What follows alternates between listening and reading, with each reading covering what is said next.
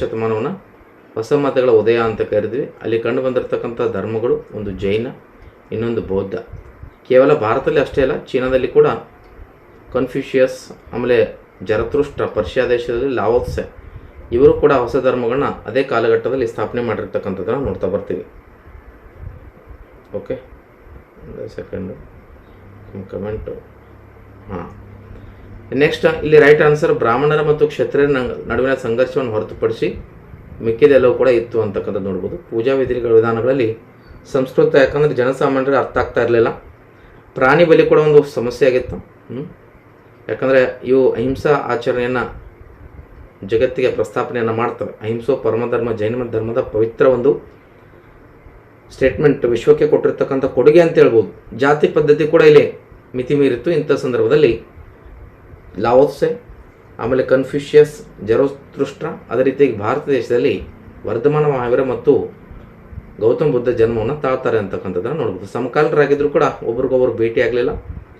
So Vardhamana Mahavir ಏನು ಜೈನ ಧರ್ಮದ 24ನೇ ತೀರ್ಥಂಕರ, ಟೋಟಲಾಗಿ 24 ಬರ್ತಾರೆ. ಮೊದಲನೇ ತೀರ್ಥಂಕರ ಋಷಭನಾಥ ಅಥವಾ ಆದಿನಾಥ, 23ನೇ ತೀರ್ಥಂಕರ ಪಾರ್ಶ್ವನಾಥ ಅಂತ ಕರಿತೀವಿ. ಜೈನ ಧರ್ಮದ ತತ್ವಗಳು ನೋಡೋದಾದರೆ ಸತ್ಯ, ಅಹಿಂಸೆ, ಆಸ್ತಿ, ಅಪರಿಗ್ರಹ ಮತ್ತು ಬ್ರಹ್ಮಚರ್ಯ ಅಂತಕ್ಕಂಥ 5 ಪ್ರಮುಖ ತತ್ವಗಳನ್ನ ಹೇಳ್ತಾರೆ. ಆಸ್ತಿ ಅಂದರೆ ಕಳ್ಳತನ ಮಾಡಬಾರ್ದು, ಅಪರಿಗ್ರಹ ಅಂದರೆ ಸಂಪತ್ತಿನ ಬಗ್ಗೆ ವ್ಯಾಮೋಹ ಇಲ್ಲದಿರುವಿಕೆ ಅಂತೇಳಿ ಆಗತ್ತೆ. ಅದೇ ರೀತಿಯಾಗಿ ಬೌದ್ಧ ಧರ್ಮದಲ್ಲಿ ಕೂಡ ತ್ರಿಪೀಠಕಗಳು, ಸುತ್ತ ಪೀಠಕ, ಅಭಿಧಮ ಪೀಠಕ, ವಿನಯ ಪೀಠಕಗಳನ್ನ ಹೇಳ್ತಾರೆ. ಇವರ ಒಂದು ಪವಿತ್ರ ಗ್ರಂಥ ತ್ರಿಪೀಠಕಗಳಾಗಿತ್ತು. ಜೈನ ಧರ್ಮದ ಪವಿತ್ರ ಗ್ರಂಥ ಆಗಮಂಗ ಸಿದ್ಧಾಂತ ಆಗಿತ್ತು. ಬೌದ್ಧ ಧರ್ಮದಲ್ಲಿ 3 ಪ್ರಮುಖ ಪಂಗಡಗಳು ಬರ್ತವೆ. ಅದನ್ನು ಯಾವುದು ನಾವು ಹೀನಯಾನ, ಮಹಾಯಾನ ಮತ್ತು ವಜ್ರಯಾನ ಅಂತ ಕರಿತೀವಿ. ಭಾಳ ಇಂಪಾರ್ಟೆಂಟು. ವಜ್ರಯಾನ ಗುಪ್ತರ ಕಾಲದಲ್ಲಿ 8ನೇ ಶತಮಾನದಲ್ಲಿ ಜನ್ಮ ತಾಳುತ್ತೆ.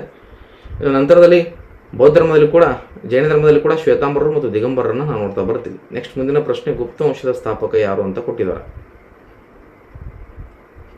ಹಾಗಾದರೆ ಇಲ್ಲಿ ಇನ್ನೊಂದು ಪ್ರಶ್ನೆ, ಯಾವೆಲ್ಲ ಇದ್ದು ಅಂತಕ್ಕಂಥ ನೋಡಿದ್ರೆ ಪೂಜಾ ವಿಧಿಗಳಲ್ಲಿ ಸಂಸ್ಕೃತ ಆಗಲೇ ಹೇಳಿದೆ. ಪುರೋಹಿತ ವರ್ಗದ ಪ್ರಾಬಲ್ಯ ಕೂಡ ಇತ್ತು ಇಲ್ಲಿ, ಪುರೋಹಿತ ವರ್ಗದ ಪ್ರಾಬಲ್ಯ. ಇನ್ನು ಮಹಾನ್ ವ್ಯಕ್ತಿಗಳ ಜನನ ಬಂದರೆ ಅದು ಕೂಡ ಆಗುತ್ತೆ, ಮಹಾನ್ ವ್ಯಕ್ತಿಗಳ ಜನನ. ಮಂತ್ರಗಳ ಪಠನ ಕೂಡ ಸಮಸ್ಯೆ ಆಗಿತ್ತು. ಇವೆಲ್ಲವೂ ಕೂಡ ಇಲ್ಲಿ ಸಮಸ್ಯೆ ಇರ್ತವೆ. ನೆಕ್ಸ್ಟ್ ಕ್ವಶನ್, ಗುಪ್ತ ವಂಶದ ಸ್ಥಾಪಕರು ಆದಿಗುಪ್ತ, ಶ್ರೀಗುಪ್ತ, ಸಮುದ್ರಗುಪ್ತ. ಸೊ ಇಲ್ಲಿ ಸರಿಯಾಗಿರ್ತಕ್ಕಂಥ ಉತ್ತರ ಯಾವುದು? ಶ್ರೀಗುಪ್ತ ಆಗುತ್ತೆ. ಗುಪ್ತರ ಸಾಮ್ರಾಜ್ಯದ ರಾಜಧಾನಿ ಪಾಟ್ಲಿಪುತ್ರ ಆಗಿತ್ತು ಅಂತಕ್ಕಂಥದ್ದು ನಿಮ್ಗೆ ಗೊತ್ತಿದೆ. 1ನೇ ಕುಮಾರಗುಪ್ತನಿಂದ ಏನಾಗುತ್ತೆ? ಪಾಟ್ಲಿಪುತ್ರ ಆಗಿತ್ತು. 1ನೇ ಕುಮಾರಗುಪ್ತನಿಂದ ಗುಪ್ತ ಶಕೆ ಪ್ರಾರಂಭ ಆಗುತ್ತೆ. 1ನೇ ಕುಮಾರಗುಪ್ತನಿಂದ ಗುಪ್ತ ಶಕೆ ಪ್ರಾರಂಭ ಆಗುತ್ತೆ. ಈತನನ್ನು ಭಾರತದ ನೆಪೋಲಿಯನ್ ಅಂತ ಕೂಡ ಕರಿತೀವಿ. ಭಾರತದ ನೆಪೋಲಿಯನ್ ಅಂತೇಳಿ ಇವನನ್ನು ಕರೆಯಲಾಗುತ್ತೆ. ಓಕೆ, ಕುಮಾರಗುಪ್ತನ ಕಾಲದಲ್ಲಿ ನಳಂದ ವಿಶ್ವವಿದ್ಯಾಲಯ ಸ್ಥಾಪನೆ ಆಗುತ್ತೆ ಅಂತಕ್ಕಂಥದ್ದು ನೋಡ್ಬೋದು. ನಳಂದ ವಿಶ್ವವಿದ್ಯಾಲಯ ನೋಡ್ತಾ ಬರ್ತೀವಿ. ನಂತರದಲ್ಲಿ ಈ ರೀತಿಯಾಗಿ ಕರೆದವರು ಯಾರು ಅಂತ ಕೇಳಿದರೆ ವಿ.ಎಸ್. ಸ್ಮಿತ್ ಅಂತಕ್ಕಂಥ ಇತಿಹಾಸಕಾರ. ಅದೇ ರೀತಿಯಾಗಿ ಇವರ ಕಾಲವನ್ನು ಸುವರ್ಣಯುಗ ಅಂತ ಕರಿತೀವಿ. ಸಾಹಿತ್ಯ ಕ್ಷೇತ್ರಕ್ಕೆ ಅಪಾರ ಪ್ರಮಾಣದ ಕೊಡುಗೆಯನ್ನು ಕೊಡ್ತದೆ. ಮುಖ್ಯವಾಗಿ ಕವಿರತ್ನ ಕಾಳಿದಾಸನ ಕಾಲದಲ್ಲಿ ಈ ಒಂದು ವಿಕ್ರಮೋರ್ವಶೀಯ, ಅಭಿಜ್ಞಾನ ಶಾಕುಂತಲ, ಮಾಳವಿಕಾಗ್ನಿಮಿತ್ರ, ರಘುವಂಶ, ಕುಮಾರ ಸಂಭವ, ಮೇಘದೂತ, ಈ ರೀತಿಯಾಗಿ ಸಾಕಷ್ಟು ಒಂದು ಕೃತಿಗಳು ಏನಂದರೆ ರಚನೆ ಆಗುತ್ತೆ, ನಾಟಕಗಳು ಮತ್ತು ಕೃತಿಗಳು. ಇನ್ನು ಅದೇ ರೀತಿಯಾಗಿ ಈಗ ವಿಕ್ರಮೋರ್ವಶಿ ಅಂತಕ್ಕಂಥದ್ದು ನೋಡ್ತಾ ಬರ್ತೀವಿ. ಆಮೇಲೆ ಅಭಿಜ್ಞಾನ ಶಾಕುಂತಲ ಜಗತ್ ಪ್ರಸಿದ್ಧ ನಾಟಕ ಆಗಿತ್ತು ಅಂತಕ್ಕಂಥದ್ದು. ವರಾಹಮಿರ ಪಂಚಸಿದ್ಧಾಂತಿಕ ಸೂತ್ರವನ್ನು ಬರೀತಾನೆ. ಖಗೋಳಶಾಸ್ತ್ರದ ಬೈಬಲ್ ಅಂತ ಕೂಡ ಅದನ್ನು ಕರೆಯಲಾಗುತ್ತೆ. ಅದಕ್ಕೆ ಚರಕ ಸಮಿತಿಯನ್ನು ಬರೆದಿರ್ತಕ್ಕಂಥದ್ದು ನೋಡ್ತಾ ಬರ್ತೀವಿ. ಸುಶ್ರುತ ಸಮಿತಿಯನ್ನು ವೇತಾಲ ಭಟ್ಟ, ಕ್ಷಪಣಕ ಇವರು ಕೂಡ ಆ ಕಾಲದಲ್ಲಿ ಇದ್ದರು ಅಂತಕ್ಕಂಥದ್ದು ನೋಡ್ತಾ ಬರ್ತೀವಿ. ಶಂಕು ಅಂದರೆ ಗುಪ್ತರ ಕಾಲದಲ್ಲಿ, 2ನೇ ಚಂದ್ರಗುಪ್ತನ ಕಾಲದಲ್ಲಿ ನವರತ್ನಗಳ ಅಸ್ತಿತ್ವ ಇತ್ತು ಅಂತಕ್ಕಂಥದ್ದನ್ನು ನೋಡ್ತಾ ಹೋಗ್ಬೋದು. ಇನ್ನು ಸಾಹಿತ್ಯ ಕಲೆಗೆ ಕೂಡ ವಿಶೇಷವಾಗಿರ್ತಕ್ಕಂಥ ಕೊಡುಗೆಯನ್ನು ಕೊಡ್ತಾರೆ. ಮೆರೋಲಿ ಸ್ತಂಭ ಶಾಸನ 2ನೇ ಚಂದ್ರಗುಪ್ತನ ಕಾಲದಲ್ಲಿ ಚಂದ್ರಗುಪ್ತನ ಸಾಧನೆಗಳನ್ನು ತಿಳಿಸ್ಕೊಡ್ತಕ್ಕಂಥದ್ದು. ಇನ್ನು ಅದೇ ರೀತಿಯಾಗಿ ಗುಪ್ತರ ಮೂಲಾಧಾರಗಳನ್ನು ನೋಡೋದಾದ್ರೆ ಇದ್ರ ಮೇಲೆ ಕೂಡ ಕ್ವಶನ್ ಸಾಕಷ್ಟು ಬಾರಿಯಾಗಿದೆ. ಅಲಹಾಬಾದ್ನ ಹರಿಸೇನನ ಅಲಹಾಬಾದ್ ಸ್ತಂಭ ಶಾಸನ, ಇದು ಸಮುದ್ರಗುಪ್ತನ ಬಗ್ಗೆ ತಿಳಿಸ್ಕೊಡ್ತದೆ. ನಂತರದಲ್ಲಿ ವಿಶಾಖದತ್ತನ ದೇವಿ ಚಂದ್ರಗುಪ್ತಮ್ ಅಂತಕ್ಕಂಥ ಕೃತಿಯಾಗಿರ್ಬೋದು. ನಂತರದಲ್ಲಿ ಶೂದ್ರಕನ ಮೃಚ್ಛಕಟಿಕ ಅಂತಕ್ಕಂಥ ಕೃತಿಯಾಗಿರ್ಬೋದು. ನಂತರದಲ್ಲಿ ರಾಜಶೇಖರನ ಕಾವ್ಯವಂಶ ಆಗಿರ್ಬೋದು. ಇವೆಲ್ಲವೂ ಕೂಡ ಏನು ಮಾಡ್ತಂದರೆ ಗುಪ್ತ ಸಾಮ್ರಾಜ್ಯದ ಮೇಲೆ ಬೆಳಕನ್ನು ಚೆಲ್ತಕ್ಕಂಥದ್ದು. ಪಾಹಿಯನ್ನ ಗೋಕೋಕಿ ಅಂತಕ್ಕಂಥ ಕೃತಿ ಕೂಡ ಇಂಪಾರ್ಟೆಂಟ್ ಆಗುತ್ತೆ. ಮುಂದಿನ ಪ್ರಶ್ನೆ, ಅದ್ವೈತ ಎಂದರೆ ಏನು ಅಂತ ಕೇಳಿದರೆ ಆತ್ಮ ಪರಮಾತ್ಮ ಒಂದೇ, ಆತ್ಮ ಪರಮಾತ್ಮ ಬೇರೆ ಬೇರೆ, ಪರಮಾತ್ಮ ಆತ್ಮ ವಿಶ್ವವನ್ನು ಸೃಷ್ಟಿಸಿದ ದೇವರು ಮತ್ತು ಆತ್ಮ ಒಂದೇ ಅಲ್ಲ ಬೇರೆಯೂ ಅಲ್ಲ ಅಂತ ಹೇಳ್ತಾರೆ. ಎಸ್ಲಿ ಸರಿ ಉತ್ತರ ಯಾವುದಾಗುತ್ತೆ? ಆತ್ಮ ಪರಮಾತ್ಮ ಎರಡು ಒಂದೇ ಅಂತಾಗತ್ತೆ. ಇದನ್ನು ಶಂಕರಾಚಾರ್ಯರು ಕೇರಳದ ಕಾಲಡಿ ಅಥವಾ ಕಾಲಟಿ ಎಂಬಲ್ಲಿ ಜನಿಸ್ತಾರೆ. ಶಂಕರಾಚಾರ್ಯರು ಇವರು ಪ್ರತಿಪಾದನೆ ಮಾಡಿರ್ತಕ್ಕಂಥ ಸಿದ್ಧಾಂತವನ್ನು ಅದ್ವೈತ ಸಿದ್ಧಾಂತ ಅಂತ ಕರಿತೀವಿ. ಅದೇ ರೀತಿ ಪ್ರಮುಖ 4 ಮಠಗಳನ್ನು ಕೂಡ ಸ್ಥಾಪನೆ ಮಾಡಿರ್ತಕ್ಕಂಥದ್ದನ್ನು ನೋಡ್ತಾ ಬರ್ತೀವಿ. ಅದು ಕಂಚಿಯ ಕಾಮಕೋಟಿ ಪೀಠ ಆಗಿರ್ಬೋದು, ಕರ್ನಾಟಕದ ಶೃಂಗೇರಿ ಪೀಠ ಆಗಿರ್ಬೋದು, ನಂತರದಲ್ಲಿ ಪುರಿಯ ಗೋವರ್ಧನ ಪೀಠ ಆಗಿರ್ಬೋದು, ನಂತರದಲ್ಲಿ ಬದ್ರಿಯ ದ್ವಾರಕಾ ಪೀಠ ಆಗಿರ್ಬೋದು, ನಂತರದಲ್ಲಿ ಕಾಳಿಕಾ ಪೀಠ ಆಗಿರ್ಬೋದು, ಬದ್ರಿಯ ಜ್ಯೋತಿರ್ಪೀಠ, ಆಮೇಲೆ ಕಾಳಿಕಾ ಪೀಠ ಆಗಿರ್ಬೋದು. ಇವೆಲ್ಲವೂ ಕೂಡ ನಾವೇನಾದ್ರೂ ನೋಡ್ತಾ ಬರ್ತೀವಿ ಶಂಕರಾಚಾರ್ಯರು ಸ್ಥಾಪನೆ ಮಾಡಿರ್ತಕ್ಕಂಥದ್ದು. ಗುರು ಗೋವಿಂದ ಭಗವತ್ಪಾದರು ಇವರು ಗುರುಗಳಾಗಿದ್ದರು ಅಂತಕ್ಕಂಥದ್ದನ್ನು ನೋಟ್ ಮಾಡ್ಕೊಳ್ಬೇಕು. ನಂತರದಲ್ಲಿ ಇವರು ತಮ್ಮ ಕಾಲ್ನಡಿಗೆಯಲ್ಲಿ ಇಡೀ ಭಾರತವನ್ನು ಸಂಚಾರ ಮಾಡ್ತಾರೆ ಅಂತಕ್ಕಂಥದ್ದನ್ನು ನೋಡ್ತಾ ಬರ್ತೀವಿ. ಇದು ಆತ್ಮ ಮತ್ತು ಪರಮಾತ್ಮ ಅಹಂ ಬ್ರಹ್ಮಾಸ್ಮಿ ಅಂತಕ್ಕಂಥದ್ದನ್ನು ಕೂಡ ಇವರು ಹೇಳ್ತಾರೆ. ಇವರ ಸಮಕಾಲೀನರಾಗಿ ಮಧ್ವಾಚಾರ್ಯರು ಅಂದರೆ ಬೇರೆ ಬೇರೆ ಸಾಮಾಜಿಕ ಧಾರ್ಮಿಕ ಸುಧಾರಣಾ ಚಳವಳಿ ನಡೀತಕ್ಕಂಥ ಸಂದರ್ಭದಲ್ಲಿ ಇನ್ನಿತರ ಕೂಡ ಬರತಕ್ಕಂಥದ್ದು ನೋಡ್ತಾ ಬರ್ತೀವಿ. ಅದರಲ್ಲಿ ಮುಖ್ಯವಾಗಿ ಮಧ್ವಾಚಾರ್ಯರು ಯಾವುದು ದ್ವೈತ ಸಿದ್ಧಾಂತವನ್ನು ಪ್ರತಿಪಾದನೆ ಮಾಡ್ತಾರೆ. ರಾಮಾನುಜಾಚಾರ್ಯರು ವಿಶಿಷ್ಟ ದ್ವೈತ, ಆಮೇಲೆ ನಮ್ಮ ಅನ್ನ ಬಸವಣ್ಣ ವಿಶ್ವೇಶ್ವರರು ಏನಂದರೆ ಶಕ್ತಿ ವಿಶಿಷ್ಟ ದ್ವೈತ ಸಿದ್ಧಾಂತವನ್ನು ಪ್ರತಿಪಾದನೆ ಮಾಡ್ತಾರೆ. ಇನ್ನು ವಲ್ಲಭಾಚಾರ್ಯ ಕೂಡ ಏನು ಮಾಡ್ತಾರೆ ಅಂದರೆ ಶುದ್ಧಾದ್ವೈತ ಸಿದ್ಧಾಂತವನ್ನು ಪ್ರತಿಪಾದನೆ ಮಾಡಿರ್ತಕ್ಕಂಥದ್ದನ್ನು ನೋಡ್ತಾ ಬರ್ತೀವಿ. ಮುಂದಿನ ಪ್ರಶ್ನೆ, ಸಿರಾಜುದ್ದೌಲನ ವಿರುದ್ಧವಾಗಿ ಬ್ರಿಟಿಷರು ನಿರ್ಮಿಸಿದ ಕೋಟೆ ಯಾವುದು? ಫೋರ್ಟ್ ವಿಲಿಯಂ ಕೋಟೆ, ಫೋರ್ಟ್ ಥಾಮಸ್ ಕೋಟೆ, ಫೋರ್ಟ್ ಅನ್ಥೈಮ್ ಕೋಟೆ, ಫೋರ್ಟ್ ಫ್ರಾನ್ಸಿಸ್ ಅಂತಕ್ಕಂಥದ್ದು ಯಾವುದು ಸರಿಯಾಗುತ್ತೆ?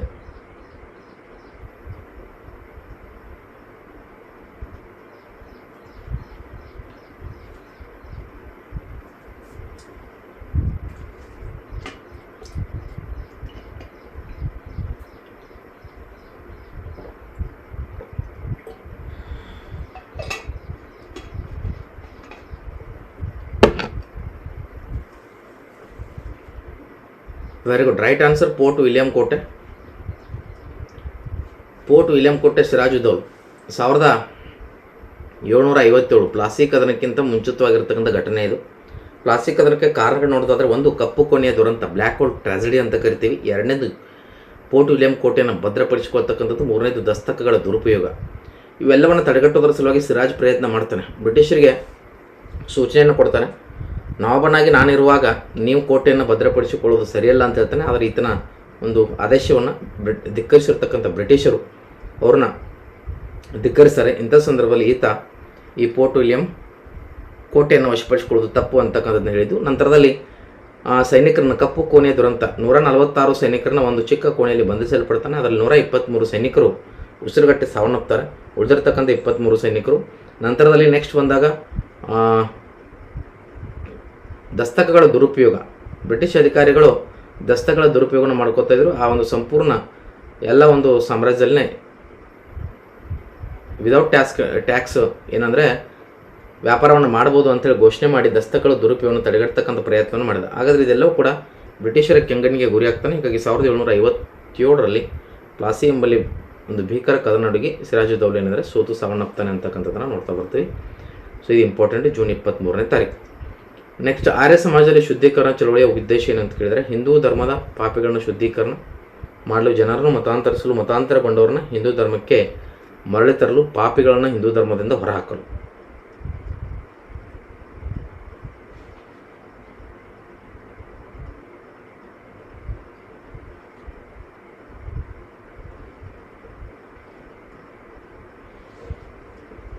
S, comment ಹಾಕ್ತಾಯಿರಿ.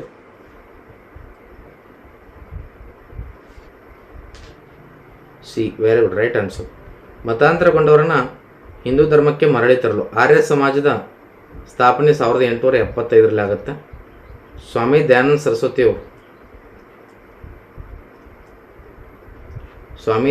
ಸರಸ್ವತಿಯವರು ಆರ್ಯ ಸಮಾಜವನ್ನು ಸ್ಥಾಪನೆ ಮಾಡ್ತಾರೆ.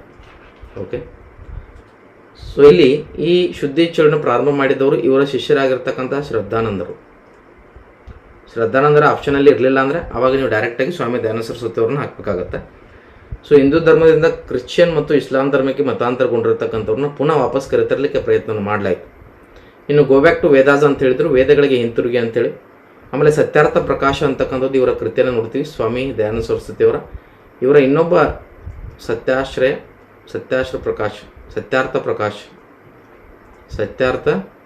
ಪ್ರಕಾಶ್ ಇನ್ನೊಬ್ಬರು ಇವರ ಶಿಷ್ಯರಾಗಿರ್ತಕ್ಕಂಥ ಯಾರು? ಲಾಲಾ ಹಂಸರಾಜ್ ಅವರು ಲಾಲಾ ಹಂಸರಾಜ್ ಅವರು DAVಯನ್ನು ಸ್ಥಾಪನೆ ಮಾಡ್ತಾರೆ, ದಯಾನಂದ್ ಆಂಗ್ಲೋ ವೈದಿಕ್ ಕಾಲೇಜ್ ಅಂತ ಕರಿತೀವಿ. ಇದು ಸ್ಥಾಪನೆ ಮಾಡಿರ್ತಕ್ಕಂಥದ್ದು. ಇನ್ನು ಭಾರತೀಯರಿಗಾಗಿ ಅಂತ ಹೇಳಿದರು. ನಂತರದಲ್ಲಿ ವೇದಗಳು ಸರ್ವಕಾಲಿಕ ಸತ್ಯ, ವೇದಗಳಿಗೆ ಹಿಂತಿರುಗಿ ಅಂತಕ್ಕಂಥದ್ದನ್ನು ಹೇಳ್ತಾರೆ. ನಂತರದಲ್ಲಿ ಸ್ವರಾಜ್ಯ ಒಂದು ಕಲ್ಪನೆ ಬಗ್ಗೆ, ಸ್ವದೇಶಿ ಚಳವಳಿಯ ಬಗ್ಗೆ, ಸ್ವದೇಶಿ ಒಂದು ಪರಿಕಲ್ಪನೆ ಬಗ್ಗೆ ಮೊಟ್ಟ ಮೊದಲ ಬಾರಿಗೆ ತಿಳಿಸಿಕೊಟ್ಟಕ್ಕಂಥವ್ರು ನಮ್ಮ ಸ್ವಾಮಿ ದಯಾನಂದ ಸರಸ್ವತಿ ಅವರು. ಜೊತೆಗೆ ಹಿಂದಿ ರಾಷ್ಟ್ರಭಾಷೆ ಆಗಲಿಕ್ಕೆ ಶ್ರಮಿಸ್ತಾರೆ. ರಾಜ್ಯ ಭಾಷೆ ಅಂತ ಕೂಡ ಕರಿತೀವಿ ಅದನ್ನು. ರಾಷ್ಟ್ರ ಭಾಷೆ ಅನ್ನೋದಕ್ಕಿಂತ ರಾಜ್ಯ ಭಾಷೆ ಅಂತ ಕರಿತೀವಿ. ಆಡಳಿತದ ಭಾಷೆ ಇಂಗ್ಲೀಷ್ ಜೊತೆಗೆ ಹಿಂದಿಯನ್ನು ಬಳಕೆ ಮಾಡ್ತಾ ಇದ್ವಿ. ನಂತರದಲ್ಲಿ ಸ್ವಾಮಿ ದಯಾನಂದ ಸರಸ್ವತಿ ಈ ಒಂದು ಆರ್ಯ ಸಮಾಜದಿಂದ ಪ್ರೇರೇಪಿತರಾಗಿರ್ತಕ್ಕಂಥವ್ರು ನಮ್ಮ ಯಾರು, ಲಾಲಾ ಲಜಪತ್ ರಾಯ್ ಅಂತಕ್ಕಂಥದ್ದನ್ನು ನೋಟ್ ಮಾಡ್ಕೊಳ್ಬೇಕು. ಪಂಜಾಬಿನ ಸಿಂಹ ಅಂತೇಳಿ ಲಾಲಾ ಲಜಪತ್ ರಾಯನ್ನ ಕರೆಯಲಾಗುತ್ತೆ, ಇಂಪಾರ್ಟೆಂಟು. ಇದಲ್ಲದೆ ಇದರ ಸಮಕಾಲೀನವಾಗಿ ಬ್ರಹ್ಮ ಸಮಾಜ ಕೂಡ ಇತ್ತು, 1828ರಲ್ಲಿ ಸ್ಥಾಪನೆಯಾಗುತ್ತೆ. ನಂತರದಲ್ಲಿ ಅದಕ್ಕೆ ಹಿಂದೆ 1814ರಲ್ಲಿ ಆತ್ಮೀಯ ಸಭಾ ಅಂತ ಕರಿತಾಯಿದ್ರು ರಾಮಮೋಹನ್ ರಾಯರ ಒಂದು ಪ್ರಮುಖ ಕೃತಿ ಸಂವಾದ ಕೌಮುದಿ ಅಂತ ಕರಿತೀವಿ. ಅವರು ಕೂಡ ಮೂರ್ತಿ ಪೂಜೆ ಖಂಡನೆ ಆಗಿರ್ಬೋದು, ಬಹುದೇವತಾ ಆರಾಧನೆಯ ಒಂದು ನಿಷೇಧ ಆಗಿರ್ಬೋದು, ನಂತರದಲ್ಲಿ ಹೆಣ್ಣು ಮಕ್ಕಳಿಗೆ ಬಾಲ್ಯವಿವಾಹ ನಿಷೇಧ ಆಗಿರ್ಬೋದು, ಪರದಾ ಪದ್ಧತಿ ನಿಷೇಧ ಆಗಿರ್ಬೋದು, ಹಾಗೂ ಮುಖ್ಯವಾಗಿ ಕಂಡು ಬರ್ತಕ್ಕಂಥದ್ದು ಏನಪ್ಪ ಅಂದರೆ 1829ರಲ್ಲಿ ಲಾರ್ಡ್ ವಿಲಿಯಂ ಬೆಂಟಿಕ್ನಸ್ ಜೊತೆಗೂಡಿ ಸತಿ ಸಗಮನ ಪದ್ಧತಿಯ ನಿಷೇಧ ಕೂಡ ಮಾಡಿರ್ತಕ್ಕಂಥದ್ದನ್ನು ನೋಡ್ತಾ ಬರ್ತೀವಿ. ಇನ್ನೊಂದು ಹೆನ್ರಿ ವಿವಿಯನ್ ಡಿರೋಜಿಯೋ ಸ್ಥಾಪಿಸಿರ್ತಕ್ಕಂಥ ಒಂದು ಸಮಾಜ ಕೂಡ ಬ್ರಹ್ಮ ಸಮಾಜದಿಂದ ಪ್ರೇರೇಪಿತ ಆಗಿದ್ದನ್ನು ನೋಡ್ತಾ ಬರ್ತೀವಿ. ಅದು ಯಾವುದು, ಯುವ ಬಂಗಾಳ್ ಚಳವಳಿ ಅಥವಾ ತರುಣ್ ಬಂಗಾಳ್ ಚಳವಳಿ ಅಂಥೇಳಿ ನಾವು ಕರಿಬೋದು. ನಂತರದಲ್ಲಿ ಅದೇ ರೀತಿಯಾಗಿ ನಮ್ಮ ಆತ್ಮೀಯ ಸಭಾ ಪ್ರಾರ್ಥನಾ ಸಮಾಜ ಅಂತಕ್ಕಂಥದ್ದು ಕೂಡ ಕಂಡುಬರ್ತದೆ, ಆತ್ಮಾರಾಮ್ ಪಾಂಡುರಂಗ್ ಅವ್ರದ್ದು. ನಂತರದಲ್ಲಿ ಅದರಲ್ಲಿ ಮುಖ್ಯವಾಗಿ ನಮ್ಮ ಈಶ್ವರಚಂದ್ರ ವಿದ್ಯಾಸಾಗರ್ ಅವರು 1856ರಲ್ಲಿ ವಿಧವಾ ಪುನರ್ವಿವಾಹ ಕಾಯ್ದೆಯನ್ನು ಜಾರಿಗೆ ತರತಕ್ಕಂಥದ್ದನ್ನು ಕೂಡ ಇಲ್ಲಿ ಎಕ್ಸಾಮಲ್ಲಿ ಕ್ವಶನ್ ಕೇಳ್ಬೋದು. ತದನಂತರದಲ್ಲಿ ಥಿಯೋಸಫಿಕಲ್ ಸೊಸೈಟಿ ಆಗಿರ್ಬೋದು, ಬ್ರಹ್ಮವಿದ್ಯಾ ಸಮಾಜ ಅಂತ ಕರಿತೀವಿ. ಮೇಡಮ್ ಬ್ಲಾವಟ್ಸ್ಕಿ ಮತ್ತು ಕರ್ನಲ್ ಅಲ್ಕಾಟ್ ಸ್ಥಾಪನೆ ಮಾಡ್ತಾರೆ. ಭಾರತದಲ್ಲಿ ಆ್ಯನಿ ಬೆಸೆಂಟ್ ಅಂತಕ್ಕಂಥದ್ದನ್ನು ನೋಟ್ ಮಾಡ್ಕೊಳ್ಬೇಕು. ಶ್ವೇತ ಸರಸ್ವತಿ ಅಂತ ಕರಿತೀವಿ. ಭಗವದ್ಗೀತೆಯನ್ನು ಇಂಗ್ಲೀಷ್ಗೆ ಭಾಷಾಂತರ ಮಾಡಿರ್ತಕ್ಕಂಥವ್ರು, ಎಕ್ಸಾಮಲ್ಲಿ ಕ್ವಶನ್ ಕೇಳಿದ್ದಾರೆ ಇವರು ಇದನ್ನು ಕೂಡ. ಇನ್ನು ಅದೇ ರೀತಿಯಾಗಿ ಮುಖ್ಯವಾಗಿ ನೋಡೋದಾದರೆ ನಮ್ಮ ಸ್ವಾಮಿ ವಿವೇಕಾನಂದರ ಬಗ್ಗೆ ರಾಮಕೃಷ್ಣ ಮಿಷನ್ ಅಂತಕ್ಕಂಥದ್ದನ್ನು ಸ್ಥಾಪನೆ ಮಾಡ್ತಾರೆ. ಜೊತೆಗೆ ತಮ್ಮ ಗುರುವಿನ ತತ್ವಗಳನ್ನು ದೇಶಾದ್ಯಂತ ಪ್ರಸಾರ ಮಾಡಿದರು. 1893ರಲ್ಲಿ ಅವರು ಮಾಡಿರ್ತಕ್ಕಂಥ ಚಿಕಾಗೋ ವಿಶ್ವಧರ್ಮ ಸಮ್ಮೇಳನ ಅದ ಭಾಷಣ ಅತ್ಯಂತ ಮಹತ್ವದ್ದು ಅಂತಕ್ಕಂಥದ್ದನ್ನು ನೋಡ್ಬೋದು. ಸೊ ಅದೇ ರೀತಿಯಾಗಿ ಸರ್ ಸೈಯದ್ ಅಹಮದ್ ಖಾನ್ ಅಲಿಗಢ್ ಮುಸ್ಲಿಂ ವಿಶ್ವವಿದ್ಯಾಲಯನ ಸ್ಥಾಪನೆ ಮಾಡಿರ್ತಕ್ಕಂಥದ್ದು ನೋಡ್ತಾ ಬರ್ತೀವಿ. ಇನ್ನು ನಾರಾಯಣ್ ಗುರು ಅವ್ರದ್ದು one god one cost one religion ಅಂತಕ್ಕಂಥ ಒಂದು ಕಾನ್ಸೆಪ್ಟನ್ನು ಹೇಳ್ತಾರೆ. ಇನ್ನು ಪೇರಿಯಾರ್ ಅಂತಕ್ಕಂಥವ್ರು ವೈಕಂ ಸತ್ಯಾಗ್ರಹದ ಮೇಲೆ ಬೆಳಕನ್ನು ಚೆಲ್ಲಿದ್ರು ಅಂತಕ್ಕಂಥದ್ದನ್ನು ನೋಡ್ತಾ ಬರ್ತೀವಿ. ಎಲ್ಲವೂ ಕೂಡ ಒಂದು ಕ್ವಶನ್ ಇದ್ರ ಮೇಲೆ ನಿಮಗೆ ಕೇಳ್ತಾರೆ. ನೆಕ್ಸ್ಟ್ ಮುಂದಕ್ಕೆ ಹೋಗೋಣ. ಮಂಗಲ್ ಪಾಂಡೆ ಗುಂಡು ಹಾರಿಸಿ ಬ್ರಿಟಿಷ್ ಅಧಿಕಾರಿನ ಸಾಯಿಸಿದ್ದು ಎಲ್ಲಿ ಅಂತ ಕೇಳಿದ್ದಾರೆ. ಮೀರತ್, ಬ್ಯಾರಕ್ಪುರ್, ಲಕ್ನೋ ಮತ್ತು ಅಂಬಾಲ್.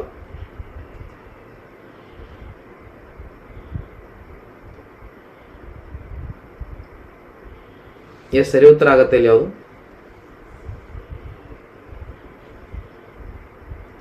ಬ್ಯಾರಕ್ಪುರ್. ಓಕೆ, ಮಂಗಲ್ ಪಾಂಡೆ ಗುಂಡು ಹಾರಿಸಿ ಬ್ರಿಟಿಷ್ ಅಧಿಕಾರಿಯನ್ನು ಸಾಯಿಸಿದ್ದು ಬ್ಯಾರಕ್ಪುರದಲ್ಲಿ. ಮೇಜರ್ ಹಡ್ಸನನ್ನು ಈತ ಸಾಯಿಸ್ತಾನೆ ಮಂಗಲ್ ಪಾಂಡೆ. ಕ್ರಾಂತಿಯ ಒಂದು ಪ್ರಾರಂಭ ಇಲ್ಲಿಂದನೇ ಆಗತ್ತೆ ಅಂತಕ್ಕಂಥದ್ದನ್ನು ನೋಡ್ಬೋದು, ಬ್ಯಾರಕ್ಪುರ್ನಿಂದ. ಸೊ ಯಾಕೆ ಪ್ರಥಮ ಸ್ವಾತಂತ್ರ್ಯ ಸಂಗ್ರಾಮ ಅಂಥೇಳಿ ಏನು ಕರಿತೀವಿ, 1857 ವಿನಾಯಕ್ ದಾಮೋದರ್ ಸಾವರ್ಕರ್ ಅವರು ಕರೆದ್ರು. ಹೌದಾ, ವಿ ಡಿ ಸಾವರ್ಕರ್ ಅವರು.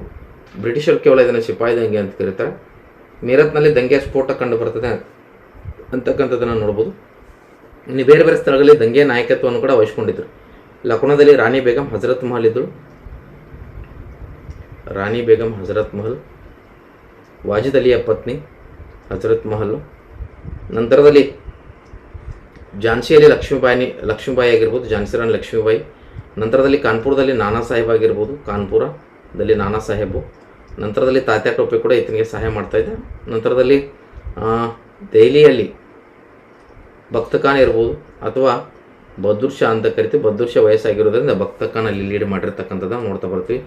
ಬಿಹಾರದಲ್ಲಿ ಕುಂವರ್ ಸಿಂಗ್ ಇರ್ಬೋದು, ಕುಂವರ್ ಸಿಂಗನ್ನು ನೋಡ್ತಾ ಬರ್ತೀವಿ. ಈ ರೀತಿಯಾಗಿ ಬೇರೆ ಬೇರೆ ಒಂದು ಪ್ರದೇಶಗಳಲ್ಲಿ ದಂಗೆಯ ನಾಯಕತ್ವವನ್ನು ತೆಗೆದುಕೊಂಡಿರ್ತಕ್ಕಂಥದ್ದನ್ನು ನೋಡ್ತಾ ಬರ್ತೀವಿ. ಇದ್ರ ಮೇಲೆ ಕ್ವಶನ್ ಕೇಳ್ತಕ್ಕಂಥದ್ದು. ನೆಕ್ಸ್ಟ್ ಮುಂದಿನ ಪ್ರಶ್ನೆ, ಇತಿಹಾಸದ ಮೂಲಾಧಾರಗಳು ಇವುಗಳಿಗೆ ಸಂಬಂಧಿಸಿವೆ. ವಂಶಾವಳಿಯನ್ನು ಉಲ್ಲೇಖಿಸುವ ಶಾಸನಗಳು, ರಾಜನ ಕರ್ತವ್ಯ ಉಲ್ಲೇಖಿಸುವ ಸಾಹಿತ್ಯ, ಪ್ರಾಚೀನ ಜನಾಂಗದ ಒಂದು ಅಸ್ಥಿಪಂಜರದ ಅವಶೇಷ, ಮೇಲಿನ ಎಲ್ಲವೂ ಅಂತ ಕೊಟ್ಟಿದ್ದಾರೆ. ಸರಿ ಉತ್ತರ ಯಾವುದಾಗುತ್ತೆ?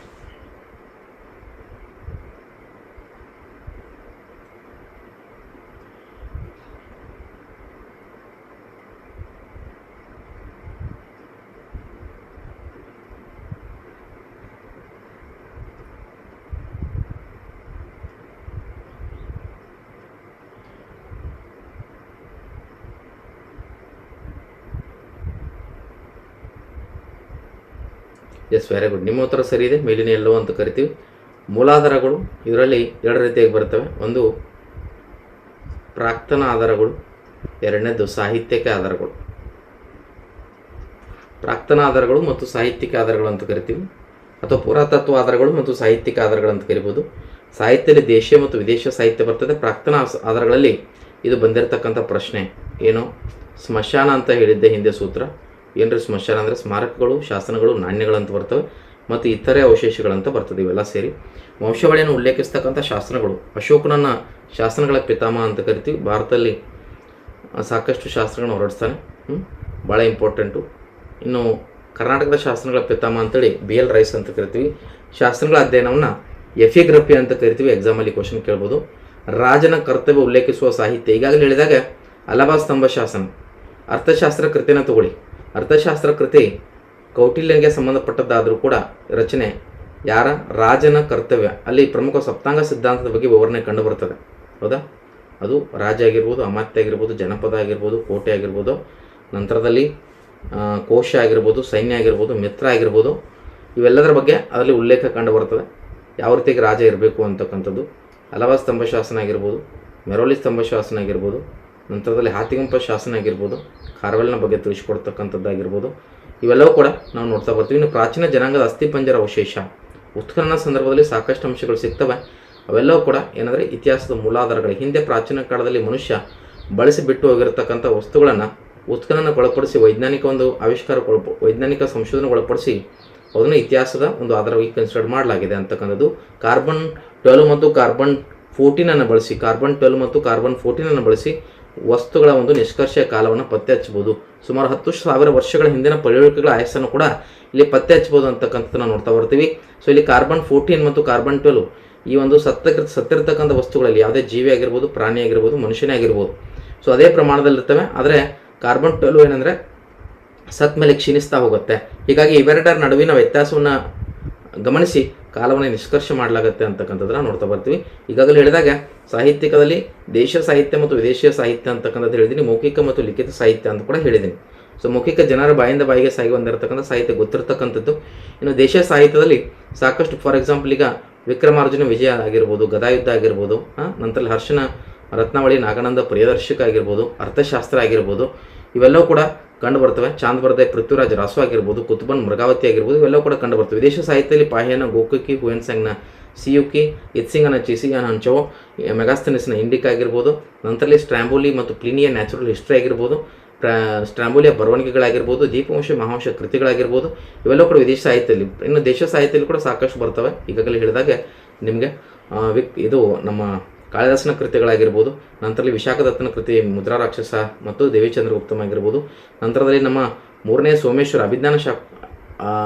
ಅಭಿಲಾಷತಾರ್ಥ ಚಿಂತಾಮಣಿ ಅಂತಕ್ಕಂಥ ಕೃತಿಯನ್ನು ಬರೀತಾರೆ. ಇದು ಕೂಡ ದೇಶೀಯ ಸಾಹಿತ್ಯದಲ್ಲಿ ಬರ್ತಕ್ಕಂಥದ್ದು. ಮುಂದಕ್ಕೆ ಹೋಗೋಣ. ಪರ್ಯಾಯ ದ್ವೀಪ ಅಂದರೆ ಏನು ಅಂತೇಳಿ, 3 ದಿಕ್ಕುಗಳಲ್ಲಿ ನೀರಿನಿಂದ ಆವೃತವಾದ ಭೂಮಿ, ಒಂದು ಬೃಹತ್ ದ್ವೀಪ, ಎಲ್ಲ ದಿಕ್ಕುಗಳು ನೀರಿನಿಂದ ಆವೃತವಾದ ಭೂಮಿ ಅಂತ ಕೊಟ್ಟಿದ್ದಾರೆ. ಒಂದು ಕಡೆ ಪರ್ವತ, ಇನ್ನೊಂದು ಕಡೆ. ಇಲ್ಲಿ ಈಸಿಯಾಗಿರ್ತಕ್ಕಂಥ ಪ್ರಶ್ನೆ, 3 ದಿಕ್ಕುಗಳಲ್ಲಿ ನೀರಿಂದ ಆವೃತವಾದಂಥ ಭೂಮಿ ಅಂತ ಕರಿತೀವಿ. ಭಾರತವನ್ನು ನೋಡಿದಾಗ ಇದು ಬಂಗಾಳ ಕೊಲ್ಲಿ ಇದೆ, ನಂತರ ಈ ಕಡೆಗೆ ಅರಬ್ಬಿ ಸಮುದ್ರ ಇದೆ, ಈ ಕಡೆ ಹಿಂದೂ ಮಹಾಸಾಗರ ಇದೆ. ಹೀಗಾಗಿ 3 ಕಡೆ ನೀರಿರೋದ್ರಿಂದ ಇದನ್ನ ಏನಂತ ಕರಿತೀವಿ ಅಂದರೆ ಪರ್ಯಾಯ ದ್ವೀಪ ಅಂತೇಳಿ ಕರಿಬೋದು. ಇನ್ನು ನಡುಗಡ್ಡೆ ಬಂದರೆ ಮಧ್ಯದಲ್ಲಿ ಭೂಮಿ ಸುತ್ತಲೂ ನೀರು ಬಂದರೆ ಅದನ್ನು ಏನಂತ ಕರಿತೀವಿ, ದ್ವೀಪ ಅಂತ ಕರಿತೀವಿ. For example West Indies, Caribbean ದ್ವೀಪಗಳನ್ನು ನೋಡ್ತಾ ಹೋಗ್ತೀವಿ. ಕೆರೆಬಿಯನ್ ದ್ವೀಪಗಳು, ವೆಸ್ಟ್ ಇಂಡೀಸ್ ದ್ವೀಪಗಳನ್ನ ಎಲ್ಲವೂ ಕೂಡ ಅವು ದ್ವೀಪಗಳಾಗಿವೆ ಅಂತಕ್ಕಂಥದ್ದು. ಈಗಾಗಲೇ ಇದರ ಮೇಲೆ ಕೂಡ ಕ್ವಶನ್ಸ್ ಕಂಡು ಬರ್ತದೆ. ಯಾಕಂದರೆ 510 ದಶಲಕ್ಷ ಚದರ ಕಿಲೋಮೀಟರ್ ಒಟ್ಟು ಭೂಮಿಯಲ್ಲಿ ಇಲ್ಲಿ ಇರ್ತಕ್ಕಂಥ ಭೂಮಿನೇ ಎಷ್ಟು, ಹೌದಾ. ಇದರಲ್ಲಿನೇ ಯಾವುದಂದರೆ ಭೂಮಿ, ಜಲ ಎರಡೂ ಕೂಡ ಕಂಡು ಬರ್ತದೆ. ಉತ್ತರಾರ್ಧಗೋಳ, ದಕ್ಷಿಣಾರ್ಧಗೋಳ ಅಂತೇಳಿ ದಕ್ಷಿಣ ಗೋಳಾರ್ಧವನ್ನು ಜಲಗೋಳ ಅಂತ ಕರಿತೀವಿ. ಹೆಚ್ಚು ಜಲ ಕಂಡು ಬರ್ತದೆ ಜಲಪ್ರಧಾನ ಗೋಳ ಅಂತ ಕರಿತೀವಿ. ಉತ್ತರಾರ್ಧಗೋಳವನ್ನು ಭೂಪ್ರಧಾನ ಗೋಳ ಅಂತ ಕರಿತೀವಿ. ಎಕ್ಸಾಂಪಲ್ ಇದು ಕೂಡ ಕ್ವಶನ್ ಬರ್ಬೋದು ಅಂತಕ್ಕಂಥದ್ದು. ಸಾಕಷ್ಟು 7 ಪ್ರಮುಖ ಖಂಡಗಳಲ್ಲಿ ಇದನ್ನು ವಿಭಜನೆ ಮಾಡಿರ್ತಕ್ಕಂಥದ್ದು ನೋಡ್ತಾ ಬರ್ತೀವಿ. ಏಷ್ಯಾ ವೈಪರೀತ್ಯಗಳ ಖಂಡ ಆಗಿರ್ಬೋದು, ಯುರೋಪ್ ಅಂತಕ್ಕಂಥದ್ದು ಪರ್ಯಾಯ ದ್ವೀಪ ಆಗಿರ್ಬೋದು, ಆಸ್ಟ್ರೇಲಿಯಾ ಸಮತಟ್ಟಾದ ಭೂಖಂಡ ಆಗಿರ್ಬೋದು, ಕೇಂದ್ರೀಯ ಭೂಖಂಡ ಆಫ್ರಿಕಾ ಆಗಿರ್ಬೋದು, ಪ್ರೈರಿಸ್ಗಳ ನಾಡು ಉತ್ತರ ಅಮೆರಿಕಾ ಆಗಿರ್ಬೋದು, ನಂತರ ಆಂಡಿಸ್ಗಳ ನಾಡು ದಕ್ಷಿಣ ಅಮೆರಿಕಾ ಆಗಿರ್ಬೋದು, ಇವೆಲ್ಲವೂ ಕೂಡ ಕಂಡು ಬರ್ತಕ್ಕಂಥದ್ದನ್ನು ನೋಡ್ತಾ ಬರ್ತೀವಿ. ಅಂಟಾರ್ಟಿಕ್ ಶ್ವೇತ ಭೂಖಂಡ ಆಗಿರ್ಬೋದು, ಇವೆಲ್ಲವೂ ಕೂಡ ಕಂಡು ಬರ್ತದೆ. ಅಲ್ಲಿ ನೋಡೋಣ. ಬ್ರಾಹ್ಮಣಿಕಗಳು ಇದರ ಒಂದು ಭಾಗ. ಸಂಹಿತೆ, ಅರಣ್ಯಕ, ಉಪನಿಷತ್, ಶೂದ್ರಕ ಅಂತಕ್ಕಂಥದ್ದು ಕೊಟ್ಟಿದ್ದಾರೆ. ಯಾವುದು?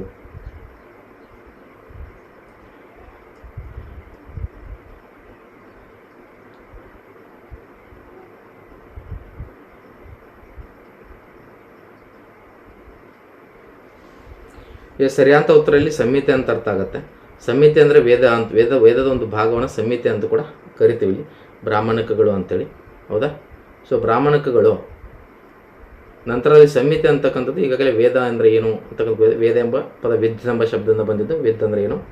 ಜ್ಞಾನ ಅಂತಕ್ಕಂಥ ಅರ್ಥವನ್ನು ಕೊಡ್ತದೆ. ಋಗ್ವೇದ, ಯಜುರ್ವೇದ, ಅಥರ್ವವೇದ, ಸಾಮವೇದ ಅಂತಕ್ಕಂಥ 4 ವೇದಗಳು 1028 ಶ್ಲೋಕಗಳು ಋಗ್ವೇದದಲ್ಲಿ ಕಂಡು ಬರ್ತದೆ. ಇನ್ನು ಉಪನಿಷತ್ ಅಂದರೆ ಗುರುವಿನ ಬಳಿಗೆ ಕುಳಿತುಕೋ ಅಂತ ಅರ್ಥ ಆಗುತ್ತೆ. ಅರಣ್ಯಕಗಳು ಅಂತಕ್ಕಂಥದ್ದು ಋಷಿಮುನಿಗಳಿಗೆ ಸಂಬಂಧಪಟ್ಟಿರ್ತಕ್ಕಂಥದ್ದು. ಶೂದ್ರಕ ಮೃಚ್ಛಕಟಿಕ ಅಂತಕ್ಕಂಥ ಕೃತಿಯನ್ನು ಕೂಡ ಬರೆದಿರ್ತಕ್ಕಂಥದ್ದನ್ನು ನೋಡ್ತಾ ಬರ್ತೀವಿ. ಸೊ ಇಲ್ಲಿ 2 ಭಾಗಗಳು ಬರ್ತವೆ, ಒಂದು ಪೂರ್ವವೇದ ಕಾಲ ಮತ್ತೊಂದು ಉತ್ತರ ವೇದ ಕಾಲ ಅಂತೇಳಿ. ಸೊ ಪೂರ್ವವೇದ ಕಾಲದಲ್ಲಿ ಋಗ್ವೇದ ರಚನೆ ಆಗಿರ್ತಕ್ಕಂಥದ್ದು ನೋಡ್ತಾ ಬರ್ತೀವಿ. ಅಲ್ಲಿ ಮುಖ್ಯವಾಗಿ ವೇದಗಳ ರಚನೆ ಆಗುತ್ತೆ. ಉತ್ತರ ವೇದ ಕಾಲದಲ್ಲಿ ಸಂಹಿತೆ, ಅರಣ್ಯಕ, ಉಪನಿಷತ್ತು ಇವೆಲ್ಲವೂ ಕೂಡ ನಾವು ನೋಡ್ತಾ ಬರ್ತೀವಿ. ಭಾಳ ಇಂಪಾರ್ಟೆಂಟ್ ಆಗುತ್ತೆ ಇದು ಕೂಡ. ನೆಕ್ಸ್ಟ್ ಮುಂದಕ್ಕೆ ಹೋಗೋಣ. ಶೂದ್ರಕನ ಕೃತಿ ಮೃಚ್ಛಕಟಿಕ. PSI ಪರೀಕ್ಷೆಯಲ್ಲಿ ಪ್ರಶ್ನೆ ಕೇಳಿದ್ದಾರೆ, ಮೃಚ್ಛಕಟಿಕ ಅಂದರೆ ಏನು ಅಂತ ಕೇಳಿದ್ದಾರೆ. ಮೃಚ್ಛಕಟಿಕ ಅಂದರೆ ಮಣ್ಣಿನಿಂದ ಮಾಡಿದ ಗೊಂಬೆಗಳು ಅಥವಾ ಮಡಿಕೆಗಳು ಅಂತ ಕರಿತೀವಿ. ಮಣ್ಣಿನಿಂದ ಮಾಡಿದ ಮಡಿಕೆಗಳು ಅಥವಾ ಗೊಂಬೆಗಳು ಅಂತ ಕರಿತೀವಿ. ನಂತರದಲ್ಲಿ ಮುಂದಿನ ಪ್ರಶ್ನೆ, ಕಾನೂನು ಸಲಹೆಗಾರರಾಗಿ ಗಾಂಧೀಜಿ ದಕ್ಷಿಣ ಆಫ್ರಿಕಾಕ್ಕೆ ಹೋಗಿದ್ದು ಯಾವಾಗ ಅಂತ ಕೇಳಿದರೆ, ದಾದಾ ಅಬ್ದುಲ್ಲಾ ಕಂಪನಿಗೆ ಸಲುವಾಗಿ ಹೋಗಿದ್ದಾರೆ. ಅಮೀನ್ ಟ್ರೇಡರ್ಸ್ ಕಂಪನಿಗೆ, Naushad trading company of Indo African ಮುಸ್ಲಿಮ್ಸ್ಗೆ.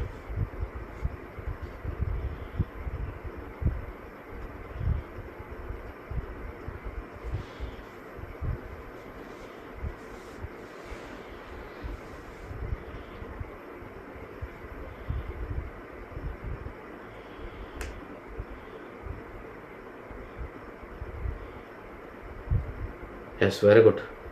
ನಿಮ್ಮ ಎಲ್ಲ ಉತ್ತರಗಳು ಸರಿಯಾಗಿದೆ. ದಾದಾ ಅಬ್ದುಲ್ಲಾ ಕಾನೂನು ಕಂಪನಿಯ ಸಲಹೆಗಾರರಾಗಿ 1893ರಲ್ಲಿ ದಕ್ಷಿಣ ಆಫ್ರಿಕಾಕ್ಕೆ ಹೋದರು ಅಂತಕ್ಕಂಥದ್ದನ್ನು ನೋಡ್ತಾ ಬರ್ತೀವಿ. ಜೊತೆಗೆ 1915ರಲ್ಲಿ ರಿಟರ್ನ್ ಆಗ್ತಾರೆ ಭಾರತಕ್ಕೆ.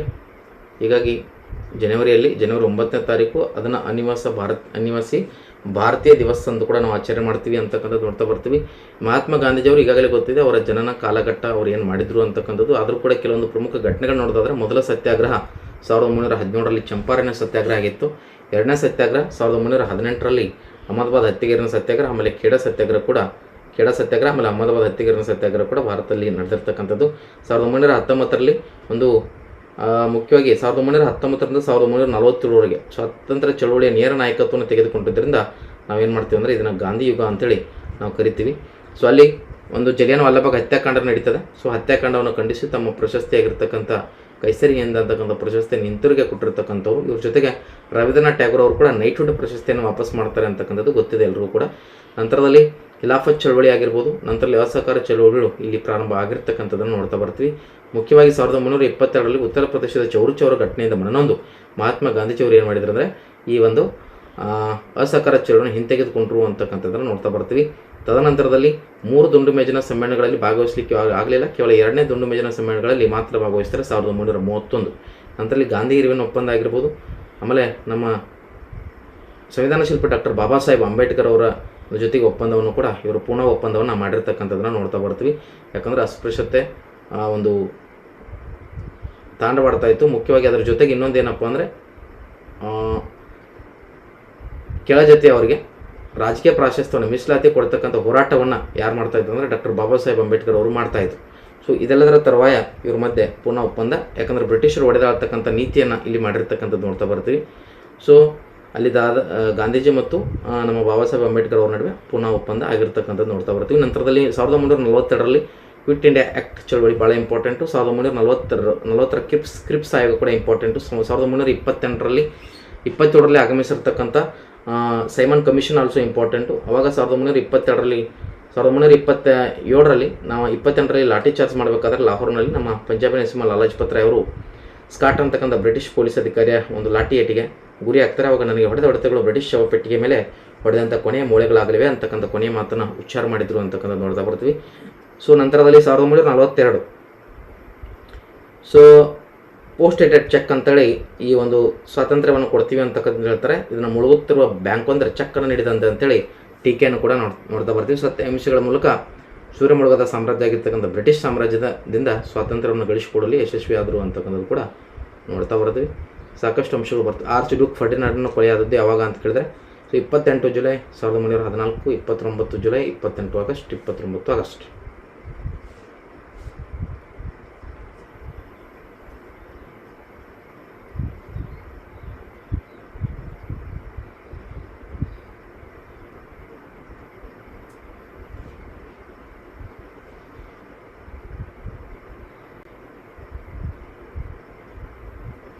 ಎಸ್.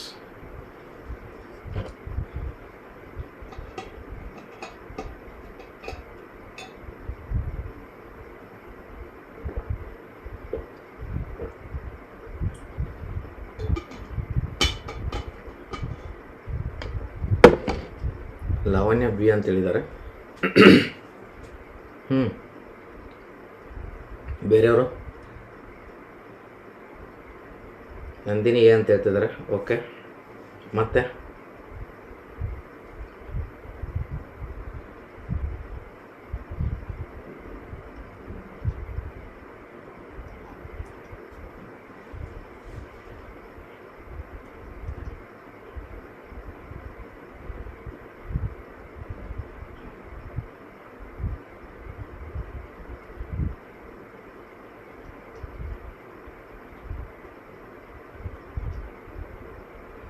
ಸರ್ 4 ತಪ್ಪಾದರೆ ಆನ್ಸರ್ ಯಾವುದು ಅಂತ ಕೇಳ್ಬೋದು. ಇಲ್ಲಿ ಒಂದು ಮಿಸ್ಟೇಕ್ ಆಗಿದೆ, 28 ಜೂನ್ ಆಗಬೇಕು.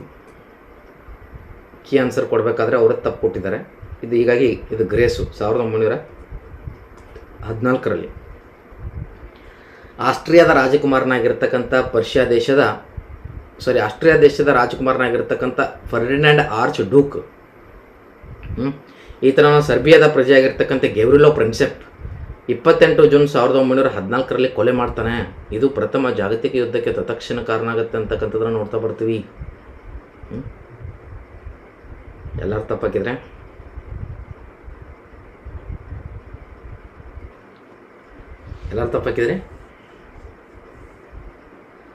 ಇಲ್ಲ,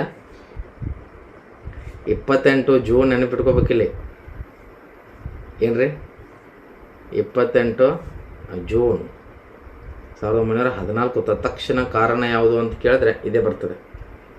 ಓಕೆ, ಇದನ್ನು ಬೈಪಟ್ ಮಾಡ್ಕೊಳ್ಳಿ, 28 ಜೂನ್ 1914. ಯಾಕಂದರೆ ಆಪ್ಷನ್ಸ್ ನಿಮ್ಗೆ ಸರಿಯಾಗಿ ಓದ್ಕೊಂಡು ಹೋಗಿದ್ರು. ಸಮ್ಟೈಮ್ ಈ ರೀತಿಯಾಗಿ ಬಂದರೆ ನೀವು ಯಾವುದಾದ್ರೂ 28 ಜುಲೈ ಇದೆ, ಇಲ್ಲಾಂದರೆ ಯಾವುದಾದ್ರೂ ನಿಯರ್ ಇರ್ಬೋದು ಅಂತೇಳಿ ಹಾಕ್ಬಿಡ್ಬೋದು. ಎಸ್, ಮುಂದಕ್ಕೆ ಹೋಗೋಣ. ಪ್ರಥಮ ಜಾಗತಿಕ ಮಹಾಯುದ್ಧ ಗೊತ್ತಿದೆ ನಿಮಗೆ, 1914ರಿಂದ 1918ರವರೆಗೆ ನಡೀತದೆ. 14ರಿಂದ 1918ರವರೆಗೆ. ಮುಖ್ಯವಾಗಿ ಟ್ರಿಪಲ್ ಎಂಟೆಂಟೆ ಮತ್ತು ಟ್ರಿಪಲ್ ಅಲಯನ್ಸ್ ಅಂತಕ್ಕಂಥ ಎರಡು ಗುಂಪುಗಳ ನಡುವೆ ಈ ನಡೆದಿರ್ತಕ್ಕಂಥ ಯುದ್ಧ. ಟ್ರಿಪಲ್ ಎಂಟೆಂಟೆ, ಎಂಟಾನಿ ಅಲ್ಲ, ಟ್ರಿಪಲ್ ಎಂಟೆಂಟೆ ಮತ್ತು ಟ್ರಿಪಲ್ ಅಲಯನ್ಸ್ ಅಂತ ಕರಿತೀವಿ. ಅರ್ಥ ಆಯ್ತಾ? ಮಿತ್ರ ರಾಷ್ಟ್ರ ಮತ್ತು ಶತ್ರು ರಾಷ್ಟ್ರ ಅಂತ ಕಡೆ ಕರಿತೀವಿ. ಒಂದು ಕಡೆಗೆ ಜಪಾನ್, ಜರ್ಮನಿ, ಇಟಲಿ ಇವೆಲ್ಲ ಇದ್ದರೆ, ಇನ್ನೊಂದು ಕಡೆಗೆ ಬ್ರಿಟನ್, ಅಮೇರಿಕಾ, ಫ್ರಾನ್ಸ್ ಇವೆಲ್ಲ ಪ್ರಮುಖ ರಾಷ್ಟ್ರಗಳು ಇದ್ದವು ಅಂತಕ್ಕಂಥದ್ದನ್ನು ನೋಡ್ತಾ ಬರ್ತೀವಿ. ನೆಕ್ಸ್ಟ್, ಕಾಳಿದಾಸನ ಶಾಕುಂತಲ ನಾಟಕವನ್ನು ಇಂಗ್ಲೀಷ್ಗೆ ಟ್ರಾನ್ಸ್ಲೇಟ್ ಮಾಡಿದವರು ಯಾರು? ಭಾಷಾಂತರ. Who translated Shakuntala of Kalidasa to English? Max Muller, William James, father ಕಾರಡಾಕ್ಸ್, ಹೆನ್ರಿಚ್ ರೋತ್. ಯಾರು ಮಾಡಿದರು?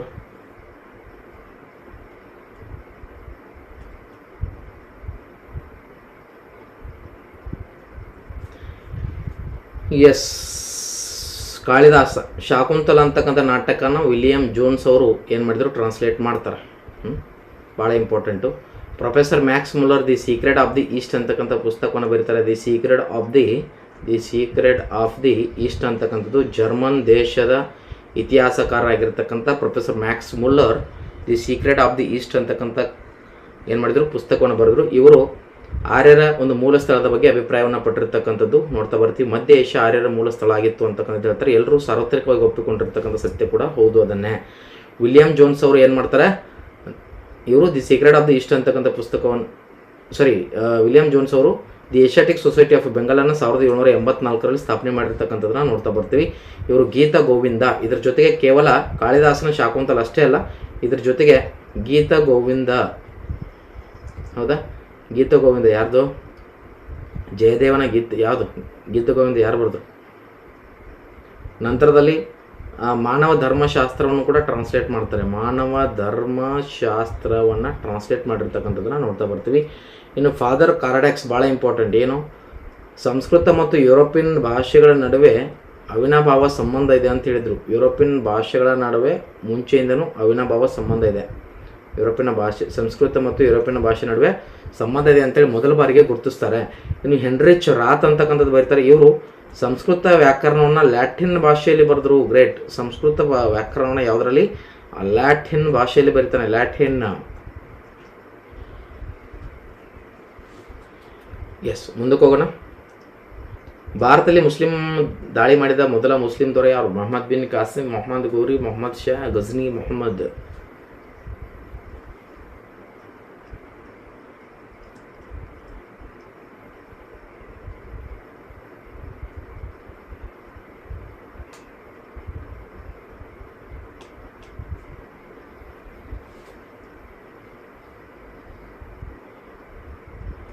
ಎಸ್, ರೈಟ್ ಆನ್ಸರ್ ಯಾವುದಾಗತ್ತೆ ಇಲ್ಲಿ? ಮೊಹಮ್ಮದ್ ಬಿನ್ ಕಾಸಿಂ. ಭಾರತದ ಬಸರಾದ ರಾಜ್ಯಪಾಲನಾಗಿರ್ತಕ್ಕಂಥ ಮೊಹಮ್ಮದ್ ಬಿನ್ ಕಾಸಿಂ ಸಾಮಾನ್ಯ ಶಕ 712ರಲ್ಲಿ ಭಾರತ ಮೇಲೆ ದಾಳಿ ಮಾಡಿರ್ತಕ್ಕಂಥ ಮೊದಲ ಮುಸ್ಲಿಂ ದಾಳಿಕೋರ ಅಂತ ಹೇಳ್ತೀವಿ. ಆದರೆ ಭಾರತದ ಮೇಲೆ ಮೊದಲ ದಾಳಿ ಮಾಡಿದ ಮುಸ್ಲಿಮರು ಯಾರು ಅಂತ ಕೇಳಿದ್ರೆ ಅವರು ಅರಬ್ಬರು ಮೊದಲನೇದಾಗಿ ಬರ್ತಾರೆ, ಆಮೇಲೆ ಟರ್ಕರು ಬಂದರು ಅಂತಕ್ಕಂಥದ್ದನ್ನು ನೋಟ್ ಮಾಡ್ಕೊಳ್ಬೇಕು. ಅರಬ್ಬರು, ಆಮೇಲೆ ಟರ್ಕರು ಈ ರೀತಿಯಾಗಿ ಮಂಗೋಲಿಯನ್ಸು, ಆಮೇಲೆ ಇವರೆಲ್ಲ ಬರ್ತಾರೆ ಕ್ರಮವಾಗಿ. ಆದರೆ ಮೊಹಮ್ಮದ್ ಬಿನ್ ಕಾಸಿಂ ಮುಖ್ಯವಾಗಿ ಬರ್ತಾನೆ. ನಂತರದಲ್ಲಿ ಗೋರಿ ಮೊಹಮ್ಮದ್ ಭಾರತಕ್ಕೆ ಬಂದಿರ್ತಾನೆ. ಈತನ ವಿರುದ್ಧ ನಮ್ಮ ಸಾಮ್ರಾಟ ಪೃಥ್ವಿರಾಜ್ ಚೌಹಾಣ್ ತರೈನಿ ಕದನದಲ್ಲಿ ಮಾಡ್ತಾನೆ. ತರೈನಿ ಕದನ ನಡೀತದೆ 1191 ಮತ್ತು 92ರಲ್ಲಿ. ಮೊದಲ ತರೈನಿ ಕದನದಲ್ಲಿ ಪೃಥ್ವಿರಾಜ್ ಚೌಹಾಣ್, ಮೂರನೇ ಪೃಥ್ವಿರಾಜ್ ಚೌಹಾಣ್. ಯಾವ ಪೃಥ್ವಿರಾಜ್ ಚೌಹಾಣ್ ಅಂತ ಕೇಳ್ತಾರೆ? 2, 3, 4 ಅಂತ ಕೊಡ್ಬೋದು. ಮೂರನೇ ಪೃಥ್ವಿರಾಜ್ ಚೌಹಾಣ್ ಏನು ಮಾಡ್ತಾರೆ ಅಂದರೆ 1191ರಲ್ಲಿ ಜಯಶಾಲಿ ಆಗ್ತಾನೆ. ಎರಡನೇ ತರೈನಿ ಕದನದಲ್ಲಿ ಆತ ಹೆಚ್ಚು ಸಂಖ್ಯೆಯ ಸೈನಿಕರೊಂದಿಗೆ ಬಂದಿದ್ದರಿಂದ ಹಾಗೂ ನಮ್ಮ ಸೈನ್ಯ ಏನಾಗುತ್ತೆ ಅಂದರೆ ಸೋಲತ್ತೆ ಅಂತಕ್ಕಂಥದ್ದನ್ನು ನೋಡ್ತಾ ಬರ್ತೀವಿ. ಈತನ ಜೊತೆಗೆ ಬಂದಿರತಕ್ಕಂಥವನು ಅಲ್ ಬೆರೂನಿ, ಭಾಳ ಇಂಪಾರ್ಟೆಂಟು. ತಾರಿಕುಲ್ ಹಿಂದ್ ಅಂತಕ್ಕಂಥ ಕೃತಿಯನ್ನು ಬರೆದಿರ್ತಕ್ಕಂಥದ್ದು. ಎಕ್ಸಾಮಲ್ಲಿ ಕ್ವಶನ್ ಕೇಳಿದ್ದಾರೆ. ಅಲ್ ಬೆರೂನಿ ಬಂದಿರತಕ್ಕಂಥ ವಿದ್ವಾಂಸ ಅಂತ ಹೇಳ್ಬೋದು. ಮೊಹಮ್ಮದ್ ಶಾ ಗಜ್ನಿ ಮೊಹಮ್ಮದ್ ಕೂಡ 17 ಬಾರಿ ಭಾರತದ ಮೇಲೆ ದಂಡಯಾತ್ರೆಯನ್ನು ಮಾಡ್ತಾನೆ. ಇದರಲ್ಲಿ 16ನೇ ದಂಡಯಾತ್ರೆ ಗುಜರಾತಿನ ಪ್ರಸಿದ್ಧ ಸೋಮನಾಥ ದೇವಾಲಯದ ಮೇಲೆ ಮಾಡಿರ್ತಕ್ಕಂಥ ದಂಡಯಾತ್ರೆಯನ್ನು ಇಲ್ಲಿ ನಾವು ನೋಡ್ಬೋದು. ನಂತರದಲ್ಲಿ ಮೊಹಮ್ಮದ್ ಗೋರಿ ಹಿಂತಿರುಗಬೇಕಾದ್ರೆ ಏನು ಮಾಡ್ತಾರೆ ಅಂದರೆ ತನ್ನ ನಂಬಿಕಸ್ಥ ಗುಲಾಮನಾಗಿರ್ತಕ್ಕಂಥ ಯಾರು ಕುತುಬುದ್ದೀನ್ ಐಬಕ್ನಿಗೆ ಸಾಮ್ರಾಜ್ಯವನ್ನು ಒಪ್ಪಿಸಿ ಏನಂದರೆ ಹಿಂತಿರುಗ್ತಾನೆ. ಅವಾಗ ಏನಾಗುತ್ತಂದರೆ 5 ಪ್ರಮುಖ ಸಂತತಿಗಳು ಆಳ್ವಿಕೆಯನ್ನು ಮಾಡ್ತದೆ ದೆಹಲಿಯನ್ನು. ಅದನ್ನು ಮೊದಲನೇದಾಗಿ ಗುಲಾಮಿ ಅಂತ ಕರಿತೀವಿ. ಪೊಲೀಸ್ ಪರೀಕ್ಷೆಯಲ್ಲಿ ಮ್ಯಾಮಲುಕ್ ಅಂತ ಕೇಳ್ತಾನೆ. ಎರಡನೇದು ಬಂದಾಗ ಅದನ್ನು ಏನಂತ ಕರಿತೀವಿ? ಖಿಲ್ಜಿ ಸಂತತಿ ಅಂತ ಕರಿತೀವಿ. ಮೂರನೇದು ತುಘಲಕ್ ಆಗಿರ್ಬೋದು. ನಾಲ್ಕನೇದು ಸಯ್ಯದ್ ಆಗಿರ್ಬೋದು. ಆಮೇಲೆ ಕೊನೆಯದಾಗಿ ಲೋಧಿ ಸಂತತಿಗಳು ಆಳ್ವಿಕೆಯನ್ನು ಮಾಡ್ತವೆ ಅಂತಕ್ಕಂಥದ್ದನ್ನು ನೋಡ್ತಾ ಬರ್ತೀವಿ. ಭಾಳ ಇಂಪಾರ್ಟೆಂಟು. ಗುಲಾಮಿಯನ್ನು ಕುತುಬುದ್ದೀನ್ ಐಬಕ್ ಖಿಲ್ಜಿ ಸಂತತಿ. ಅಲಾವುದ್ದೀನ್ ಖಿಲ್ಜಿ ಫೇಮಸ್ಸು, ಆದರೆ ಜಲಾಲುದ್ದೀನ್ ಖಿಲ್ಜಿ ಸ್ಥಾಪನೆ ಮಾಡ್ತಾನೆ. ತುಘಲಕ್ನಲ್ಲಿ ಗಿಯಾಸುದ್ದೀನು, ಅಲ್ಲಿ ಯಾರಂದರೆ ಮೊಹಮ್ಮದ್ ಬಿನ್ ತುಘಲಕ್ ಇಂಪಾರ್ಟೆಂಟು. ಲೋಧಿ ಸಂತತಿಯಲ್ಲಿ ಇಬ್ರಾಹಿಂ ಲೋಧಿ ಇಂಪಾರ್ಟೆಂಟ್ ಆಗ್ತಾರೆ ಭಾಳ ಮತ್ತೊಂದು. ನೆಕ್ಸ್ಟ್ ಕ್ವಶನ್, ವಿಜಯನಗರದ ಸ್ಥಾಪಕರಲ್ಲಿ ಇವರೊಬ್ಬರು.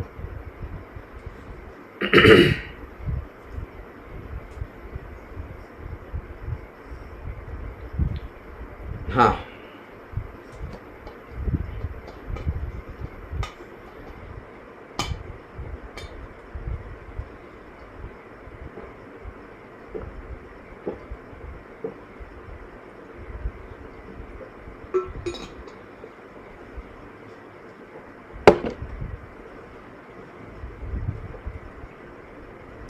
ಎಸ್, ವಿಜಯನಗರದ ಸ್ಥಾಪಕರಲ್ಲಿ ಇವರೊಬ್ಬರು ಅಂತಕ್ಕಂಥದ್ದು ಯಾರು? ಬುಕ್ಕರಾಯ.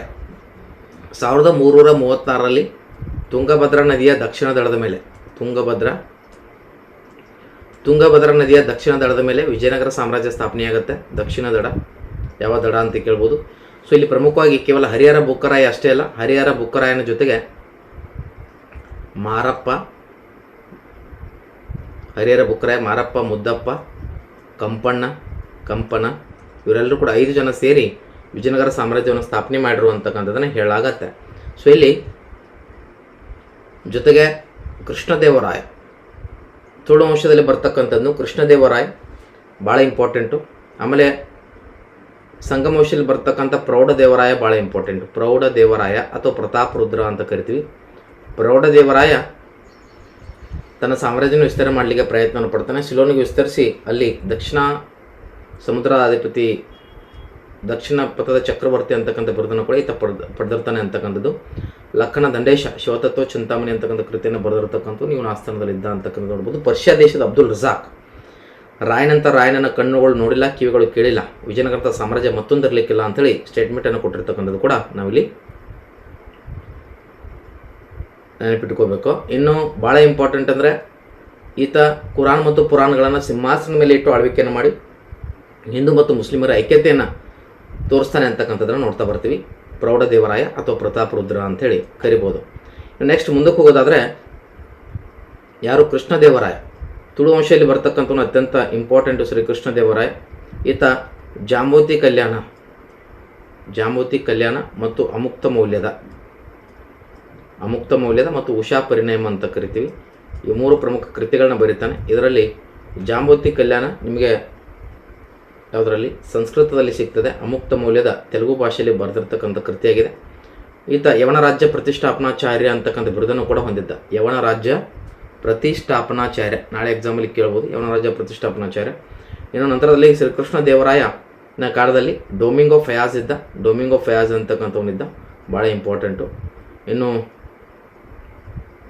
ಯಾರಂದರೆ ಇನ್ನು ದಿನಕ್ಕೊಂದು ಸಂತೆ ನಡೀತಿತ್ತು ಅಂತೇಳಿ ಕೃಷ್ಣದೇವರಾಯನ ಆಸ್ಥಾನದ ಕುರಿತು ಮಾತನಾಡಲಾಗತ್ತೆ. ಇನ್ನೊಂದು ಇಂಪಾರ್ಟೆಂಟ್ ಏನಂದರೆ ಬಾರ್ಬೋಸ ಒಂದು ಕಡೆಗೆ ಬರೀತಾನೆ, ವಿಜಯನಗರ ಸಾಮ್ರಾಜ್ಯದ ಶ್ರೀಕೃಷ್ಣ ದೇವರನ್ನ ಆಡಳಿತದ ಸಂದರ್ಭದಲ್ಲಿ ಯಹೂದಿನೇ ಆಗಿರಲಿ, ಮುಸ್ಲಿಮ್ ಅಂದರೆ ಮಹಮ್ಮದಿಯನ್ನೇ ಆಗಿರಲಿ, ಹಿಂದುವೇ ಆಗಿರಲಿ, ಯಾರೇ ಕ್ರಿಶ್ಚಿಯನ್ನೇ ಆಗಿರಲಿ, ಯಾರೇ ಇದ್ದರೂ ಕೂಡ ನಿಶ್ಚಿತೆಯಿಂದ ಬದುಕಿ ಬಾಳಬಹುದಿತ್ತು ಅಂತೇಳಿ ಕೃಷ್ಣದೇವರಾಯನ ಒಂದು ಹಿಂದೂ ಮತ್ತು ಮುಸ್ಲಿಮರ ಐಕ್ಯತೆ, ಯಾವುದೇ ಧರ್ಮದವರು ಇದ್ದರೂ ಕೂಡ ನಿಶ್ಚಿತೆಯಿಂದ ಬದುಕಿ ಬಾಳಬಹುದಿತ್ತು ಅಂತೇಳಿ ಈತನ ಒಂದು ಶ್ರೇಷ್ಠತೆಯನ್ನು ತಿಳಿಸ್ಕೊಡ್ತದೆ ಶ್ರೀಕೃಷ್ಣ ದೇವರಾಯ. ಇವ್ರನ್ನ ನಾವಿಲ್ಲಿ ಹೆಮ್ಮೆಯಿಂದ ನೆನೆಸ್ಕೊಳ್ಬೋದು. ಇನ್ನು ಅಳಿಯ ರಾಮರಾಯನ ಕಾಲದಲ್ಲಿ ಏನಾಗುತ್ತಂದರೆ 1565ರಲ್ಲಿ ಏನಾಗುತ್ತೆ, ರಕ್ಕಸ ತಂಗಡಿ ಕದನ ನಡೆಯುತ್ತೆ. ಸೊ ಇಲ್ಲಿ ರಕ್ಕಸ ತಂಗಡಿ ಕದನ ಅಂತಕ್ಕಂಥದ್ದು ಮುಖ್ಯವಾಗಿ ಬಿಜಾಪುರ ಸುಲ್ತಾನರು ಅಂದರೆ ಮನೆತನಗಳೇನು ಬರ್ತವೆ, ಶಾಹಿ ಮನೆತನಗಳ ನಡುವೆ ನಡೀತದೆ. ಇಮಾದ್ ಶಾಹಿಗಳು ಮಾತ್ರ ಅದರಲ್ಲಿ ಬರಲಿಲ್ಲ, ಮಿಕ್ಕಿದವರು ಎಲ್ಲರೂ ಕೂಡ ಅದರಲ್ಲಿ ಭಾಗವಹಿಸಿದ್ರು ಅಂತಕ್ಕಂಥದ್ದು. ಅದು ಬಿಜಾಪುರದ ಆದಿಲ್ ಶಾಹಿಗಳಾಗಿರ್ಬೋದು, ಗೋಲ್ಕೊಂಡ್ನ ಕುತುಬ್ ಶಾಹಿಗಳಾಗಿರ್ಬೋದು, ನಂತರದಲ್ಲಿ ಬಿದರ್ನ ಬರೀದ್ ಶಾಹಿಗಳಾಗಿರ್ಬೋದು, ಇವರೆಲ್ಲರೂ ಕೂಡ ಭಾಗಿಯಾಗಿದ್ದರು. ಆದರೆ ಬಿರಾರ್ನ ಇಮಾದ್ ಶಾಹಿಗಳು ಮಾತ್ರ ಇದರಲ್ಲಿ ಪಾರ್ಟಿಸಿಪೇಟ್ ಮಾಡಿರಲಿಲ್ಲ. ಅಳಿಯ ರಾಮರಾಯನ ಕೊನೆ ಕೂಡ ಇಲ್ಲೇ ಆಗುತ್ತೆ ಅಂತಕ್ಕಂಥದ್ದನ್ನು ನೋಡ್ತಾ ಬರ್ತೀವಿ, ಇಂಪಾರ್ಟೆಂಟು. ಇನ್ನು ನಿಕೋಲೋ ಡಿ ಕೊಂಟಿ ಕೂಡ ಇವ್ರ ಕಾಲದಲ್ಲಿ ಬಂದಿದ್ದ, ಫೆಡ್ರಿಕ್ ಸೀಸರ್ ಕೂಡ ಬಂದಿದ್ದ. ನಂತರದಲ್ಲಿ ಇವರೆಲ್ಲರೂ ವಿಜಯನಗರ ಸಾಮ್ರಾಜ್ಯಕ್ಕೆ ಭೇಟಿ ನೀಡಿರ್ತಕ್ಕಂಥ ಪ್ರಮುಖ ಏನಾಗಿದ್ದಾರೆ ಅಂದರೆ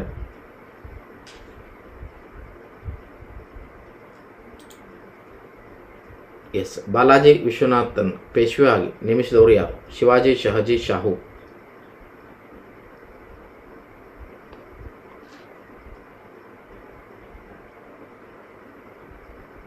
very good, Balaji Vishwanath.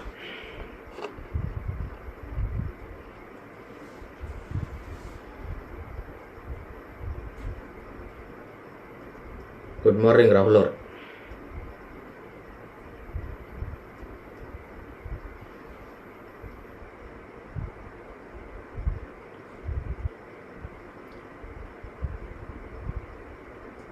Shahu, very good. Balaji ವಿಶ್ವನಾಥನನ್ನು ಪೇಶ್ವೆಯಾಗಿ ನೇಮಿಸಿದವರು ಯಾರು ಅಂತ ಕೇಳಿದ್ರೆ ಶಾಹುನ ಒಂದು ಸೇನಾಪತಿಯಾಗಿದೆ ಈತ. ಸೇನಾಪತಿ 1713ರಿಂದ 1720ರಲ್ಲಿ ಆಳ್ವಿಕೆಯನ್ನು ಮಾಡ್ತಾನೆ. ಈತರ ನಿಷ್ಠೆ ಸಾಮರ್ಥ್ಯಗಳನ್ನು ಮೆಚ್ಚಿರ್ತಕ್ಕಂಥ ಗುರುತಿಸಿ ಪೇಶ್ವೆ ಅಂತೇಳಿ ನಾಮಕರಣ ಮಾಡಲಾಗಿತ್ತು. ಶಾಹು ಮತ್ತು ಆತನ ತಾಯಿಯನ್ನು ಮೊಘಲರ ಬಂಧನದಿಂದ ಬಿಡುಗಡೆಗೊಳಿಸುವಲ್ಲಿ ಬಾಲಾಜಿ ವಿಶ್ವನಾಥ್ ನಿರ್ಣಾಯಕ ಪಾತ್ರವನ್ನು ವಹಿಸಿದ್ದ. ಭಾಳ ಇಂಪಾರ್ಟೆಂಟು. ಶಾಹು ಏನು ಮಾಡಿದ್ದ, ಶಾಹು ಮತ್ತು ಆತನ ತಾಯಿಯನ್ನು ಬಿಡಿಸುವಲ್ಲಿ ಬಾಲಾಜಿ ವಿಶ್ವನಾಥ್ ಪ್ರಮುಖ ಪಾತ್ರ ವಹಿಸೋದ್ರಿಂದ ಇಲ್ಲಿ ಬರ್ತದೆ. ಈ ನಂತರದಲ್ಲಿ ಮರಾಠರು ಮುಖ್ಯವಾಗಿ ಇಲ್ಲಿ ಆಂಗ್ಲೋ ಮರಾಠಿ ಯುದ್ಧಗಳಲ್ಲಿ ನೋಡಿದ್ರಿ, ಯಾರು ಭೋಸ್ಲೆ ಆಗಿರ್ಬೋದು, ಗಾಯಕ್ವಾಡ್ ಆಗಿರ್ಬೋದು, ಹೊಳ್ಕರ್, ಸಿಂಧಿಯಾ ಇವ್ರನ್ನ ಒಟ್ಟುಗೂಡಿಸ್ತಕ್ಕಂಥ ಪ್ರಯತ್ನವನ್ನು ಈತ ಬಾಲಾಜಿ ವಿಶ್ವನಾಥ್ ಮಾಡಿದ್ದ. ಯಾಕಂದರೆ ಒಡೆದು ಹೋಗಿತ್ತು ಅಂತಕ್ಕಂಥದ್ದು ಗೊತ್ತಿದೆ ನಿಮಗೆ. ಬ್ರಿಟಿಷರು ಇದರ ಸದುಪಯೋಗನ ಪಡ್ಕೊಂಡಿದ್ರು ಅಂತಕ್ಕಂಥದ್ದು ಹಿಂದೆ. ಯಾಕಂದರೆ ರಘುನಾಥನ ಒಂದು ಆಸೆ ಕೂಡ ಇತ್ತು. ನಂತರದಲ್ಲಿ ಮಾಧವರಾವ್, ಆಮೇಲೆ ನಾರಾಯಣ ರಾವ್, ಇವರೆಲ್ಲರ ಒಂದು ಹೋರಾಟ ಅಂದರೆ ಸಿಂಹಾಸನಕ್ಕಾಗಿ ರಘುನಾಥ್ ರಾವ್ ಅಂದರೆ ಪ್ರಯತ್ನವನ್ನು ಮಾಡ್ತಿರ್ತಕ್ಕಂಥದ್ದನ್ನು ನೋಡ್ತಾ ಬರ್ತೀವಿ. ನೆಕ್ಸ್ಟ್ ಮುಂದಿನ ಪ್ರಶ್ನೆ, ಮೂಲಭೂತ ಹಕ್ಕುಗಳನ್ನ ರಕ್ಷಿಸುವವರು ಯಾರು? ಸಂವಿಧಾನ, ಕಾರ್ಯಾಂಗ, ಶಾಸಕಾಂಗ, ನ್ಯಾಯಾಂಗ. ಸಂವಿಧಾನ, ನ್ಯಾಯಾಂಗ, ಶಾಸಕಾಂಗ, ಕಾರ್ಯಾಂಗ. ಮೂಲಭೂತ ಹಕ್ಕುಗಳ ರಕ್ಷಕ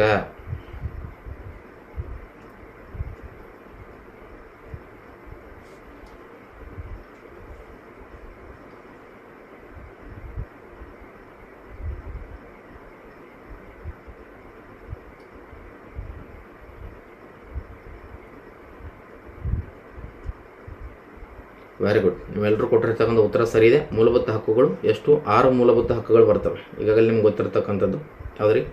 ಸಮಾನತೆ ಆಗಿರ್ಬೋದು, ಸ್ವಾತಂತ್ರ್ಯ ಆಗಿರ್ಬೋದು, ಶೋಷಣೆ ವಿರುದ್ಧದ ಹಕ್ಕಾಗಿರ್ಬೋದು, ಸಾಂಸ್ಕೃತಿಕ ಮತ್ತು ಶೈಕ್ಷಣಿಕ ಹಕ್ಕಾಗಿರ್ಬೋದು, ಸಂವಿಧಾನಬದ್ಧ ಪರಿಹಾರಬದ್ಧ ಹಕ್ಕು.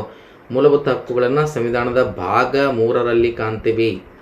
ಭಾಗ 3 ಅಮೆರಿಕಾ ದೇಶದಿಂದ ಎರವಲು ಪಡ್ಕೊಂಡಿದ್ದೀವಿ. ಯಾವುದು? ಬಿಲ್ ಆಫ್ ರೈಟ್ಸಿಂದ. ಬಿಲ್ ಆಫ್ ರೈಟ್ಸ್ ಅಂತ ಕರಿತೀವಿ. ಇದು ಅಮೆರಿಕ UN ದಿಂದ ಪಡ್ಕೊಂಡಿರ್ತಕ್ಕಂಥದ್ದು ನೋಡ್ತಾ ಬರ್ತೀವಿ. Article number 12 to article number 35 ಮೂಲಭೂತ ಹಕ್ಕುಗಳು ಬರ್ತದೆ. ನ್ಯಾಯಾಂಗ ರಕ್ಷಣೆ ಮಾಡುತ್ತೆ ಅಂತಕ್ಕಂಥದ್ದು 226 ಆರ್ಟಿಕಲ್ ನಂಬರ್ 226, ಆರ್ಟಿಕಲ್ ನಂಬರ್ 32. ರಿಟ್ಗಳ ರಾಜ್ಯ 226 ಪ್ರಕಾರ ರಾಜ್ಯ ಹೈಕೋರ್ಟ್, 32ನೇ ಪ್ರಕಾರ ಸುಪ್ರೀಂ ಕೋರ್ಟ್ ಏನು ಮಾಡುತ್ತೆ? ರಿಟ್ಗಳನ್ನ ಹೊರಡಿಸಿ ಮೂಲಭೂತ ಹಕ್ಕುಗಳನ್ನ ರಕ್ಷಣೆ ನಾವು ಮಾಡಬಹುದು ಅಂತಕ್ಕಂಥದ್ದನ್ನು ನೋಡ್ತಾ ಬರ್ತೀವಿ. ಮುಂದಕ್ಕೆ ಹೋಗೋಣ. ಸಾರ್ವಜನಿಕ ಆಡಳಿತದ ಪಿತಾಮಹ ಯಾರು? Benjamin Franklin, George Washington, James Madison, Woodrow Wilson. You can follow English. Sorry, right answer ಇದೆ, ನಾನು ಮಾರ್ಕ್ ಮಾಡೋದೀಗ. Woodrow Wilson. Who is called as father of public administration? The right answer is given here, Woodrow Wilson. Benjamin Franklin ಬರಲ್ಲ. And ಇದು first ಬರ್ತಕ್ಕಂಥದ್ದು Woodrow Wilson. But who is the introduce the word public administration ಅಂತಕ್ಕಂಥ ನೋಡಿದ್ರೆ first 1812ರಲ್ಲಿ Alexander Hamilton introduce ಮಾಡ್ತಾನೆ. ನಾಳೆ ಎಕ್ಸಾಮಲ್ಲಿ ಕೇಳ್ಬೋದು, ಹೂ is the first person to the word introduced by public administration ಅಂತಕ್ಕಂಥದ್ದು ಕೇಳಿದ್ರೆ ಅದು ಹ್ಯಾಮಿಲ್ಟನ್ನಿಂದ 1812ರಲ್ಲಿ ಇಂಟ್ರೊಡ್ಯೂಸ್ ಆಯಿತು. ವುಡ್ರೋ ವಿಲ್ಸನ್ ಅವರು ಕಾನೂನಿನ ಸಮಗ್ರ ಮತ್ತು ಕ್ರಮಬದ್ಧ ಜಾರಿಗೊಳಿಸುವಿಕೆಯನ್ನು ಏನಂತ ಕರೀತಾರೆ? ಸಾರ್ವಜನಿಕ ಆಡಳಿತ ಅಂತ ಕರೀತಾರೆ. ಇದು ಕೂಡ ಕಾನೂನನ್ನ ಸಮಗ್ರವಾಗಿ ಜಾರಿಗೊಳಿಸ್ತಕ್ಕಂಥದ್ದು ಸಾರ್ವಜನಿಕ ಆಡಳಿತ ಅಂತ ಹೇಳಿದರು. ನಂತರದಲ್ಲಿ ಲೂಥರ್ ಗುಲಿಕ್ ಫೋಸ್ಟ್ ಕಾರ್ಬ್ ಅಂತ ಹೇಳಿದರು. Benjamin Franklin, George Washington, James Madison ಇವರು ಬರಲ್ಲ. Next question. ವಿದೇಶಿಯರಿಗೆ ಕೆಳಕಂಡ ಹಕ್ಕುಗಳನ್ನು ನಿರಾಕರಿಸಲಾಗಿದೆ. ನಮಗೆ ಅವರು ಲಾಸ್ಟ್ ಟೈಮ್ 250 ವರ್ಷಗಳ ಕಾಲ ಆಳ್ವಿಕೆ ಮಾಡಿದರೆ ನಮಗೆ ಇವುಗಳನ್ನ ಕೊಟ್ಟಿರಲಿಲ್ಲ. ಆದರೆ ಈಗ ಅವ್ರಿಗೆ ಇವುಗಳನ್ನ ನಿರಾಕರಿಸಲಾಗಿದೆ. ಯಾವುದು? ನಾಗರಿಕ ಹಕ್ಕುಗಳು, ಆರ್ಥಿಕ ಹಕ್ಕುಗಳು, ರಾಜಕೀಯ ಹಕ್ಕುಗಳು, ನೈತಿಕ ಹಕ್ಕುಗಳು.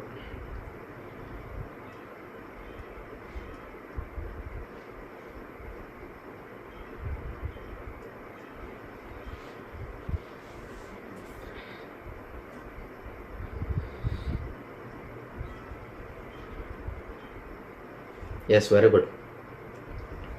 ಅವರಿದ್ದಾಗ ನಮಗೆ ಆಡಳಿತ ಮಾಡ್ಲಿಕ್ಕೆ ಸರಿಯಾಗಿ ಕೊಡಲಿಲ್ಲ. ಈಗ ನಾವು ಅವ್ರಿಗೆ ಇಲ್ಲಿ ಯಾರು ಕೂಡ ರಾಜಕೀಯ ಹಕ್ಕುಗಳನ್ನು ಕೊಡಲ್ಲ ಅಂತಕ್ಕಂಥದ್ದು. ಸಿಟಿಜನ್ಶಿಪ್ ಅಮೆಂಡ್ಮೆಂಟ್ ಆ್ಯಕ್ಟ್ ಇತ್ತೀಚೆಗೆ ಆಗಿರ್ತಕ್ಕಂಥ ಬದಲಾವಣೆ, ಅದ್ರ ಮೇಲೆ ಕ್ವಶನ್ ಕೇಳ್ಬೋದು, ಭಾಳ ಇಂಪಾರ್ಟೆಂಟು. ಇನ್ನು ಪೌರತ್ವ, ಒಂದು ದೇಶದ ಪ್ರಜೆ ಅಂತ ಗುರುತಿಸ್ಕೊಳ್ಳಿಕ್ಕಿರ್ತಕ್ಕಂಥದ್ದು, ಅದಕ್ಕೆ ಪೌರತ್ವ ಸಿಟಿಜನ್ಶಿಪ್ಪನ್ನು ಪಡ್ಕೊಳ್ಳೇಬೇಕೆಲ್ಲರೂ ಕೂಡ. ದೇಶದ ಅತ್ಯುನ್ನತೆ ಹುದ್ದೆಯಿಂದ ಹಿಡಿದು ಇನ್ನಿತರ ಹುದ್ದೆಗಳನ್ನು ಹೊಂದಲಿಕ್ಕೆ ನೀವು ಪೌರತ್ವ ಪಡ್ಕೊಳ್ಳೇಬೇಕಾಗತ್ತೆ. ನಂತರದಲ್ಲಿ ಪ್ರಜೆಗಳು ಕಾನೂನಿಗೆ ಅನುಗುಣವಾಗಿ ತಮ್ಮ ಜೀವನ ನಡೆಸಬೇಕಾದ್ರೆ ನೀವು ಭಾರತದ ಪೌರತ್ವವನ್ನು ಪಡ್ಕೊಳ್ಬೇಕು. ರಾಷ್ಟ್ರ ನಡೆತಕ್ಕಂಥ ವಿದೇಶದ ಎಲ್ಲ ಕರ್ತವ್ಯ ನಿರ್ವಹಿಸಬೇಕಾಗತ್ತೆ, ಇವೆಲ್ಲವೂ ಕೂಡ. ಆದರೆ ರಾಜಕೀಯ ಹಕ್ಕುಗಳು ಮಾತ್ರ ವಿದೇಶಿಯರಿಗೆ ನಿರಾಕರಣೆ ಮಾಡಿರ್ತಕ್ಕಂಥದ್ದನ್ನು ನೋಡ್ತಾ ಬರ್ತೀವಿ. Next question. ವಿಶ್ವಸಂಸ್ಥೆ UN ಮಾನವ ಹಕ್ಕುಗಳ ಸಾರ್ವತ್ರಿಕ ಘೋಷಣೆ ಮಾಡಿದ್ದು ಯಾವಾಗ ಅಂತ ಕೇಳಿದ್ರೆ 24ನೇ ಅಕ್ಟೋಬರ್ 1345, 26ನೇ ಜನವರಿ 1350, 10ನೇ ಡಿಸೆಂಬರ್ 1348. ಈ ಕಡೆ ಇಂಗ್ಲೀಷ್ ವರ್ಷನ್ ನೋಡ್ಕೊಳ್ಳಿ. The UN declares Universal Declaration of Human Rights on 24th October 1945. So ಇದು ವಿಶ್ವಸಂಸ್ಥೆ ಸ್ಥಾಪನೆ ಆಗುತ್ತೆ. ಇಲ್ಲಿ UN ಸ್ಥಾಪನೆ ಆಗಿದ್ದು, ಎಸ್ಟಾಬ್ಲಿಷ್ಡ್. ಇಲ್ಲಿ ರೈಟ್ ಆನ್ಸರ್ 10ನೇ ಡಿಸೆಂಬರ್ 1348 ಸರಿ ಉತ್ತರ ಆಗಿದೆ. ಹಾಗಾದರೆ ಇದನ್ನು ಮುಖ್ಯವಾಗಿ ವಿಶ್ವಸಂಸ್ಥೆ ಸ್ಥಾಪನೆಗೆ ಕಾರಣೀಕರ್ತರು, ಇದು ಕೂಡ ನಿಮಗೆ ಹಿಂದೆ ಕೇಳ್ಬೋದು ಎಕ್ಸಾಮನ್ನು. ಭಾರತ ಸಂವಿಧಾನ ಜಾರಿಗೆ ಬಂದದ್ದು ಜನವರಿ 26, 1950, ಎಲ್ಲರೂ ಕೂಡ ಗೊತ್ತಿರತಕ್ಕಂಥದ್ದು.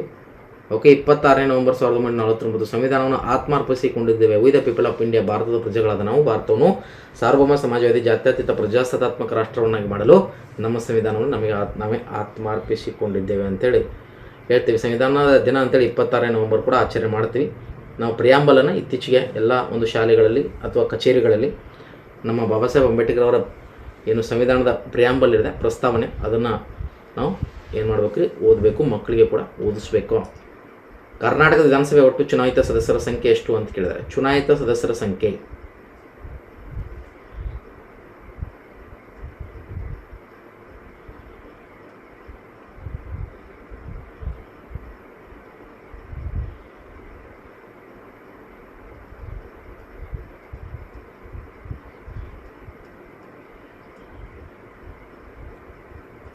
ಹಾಂ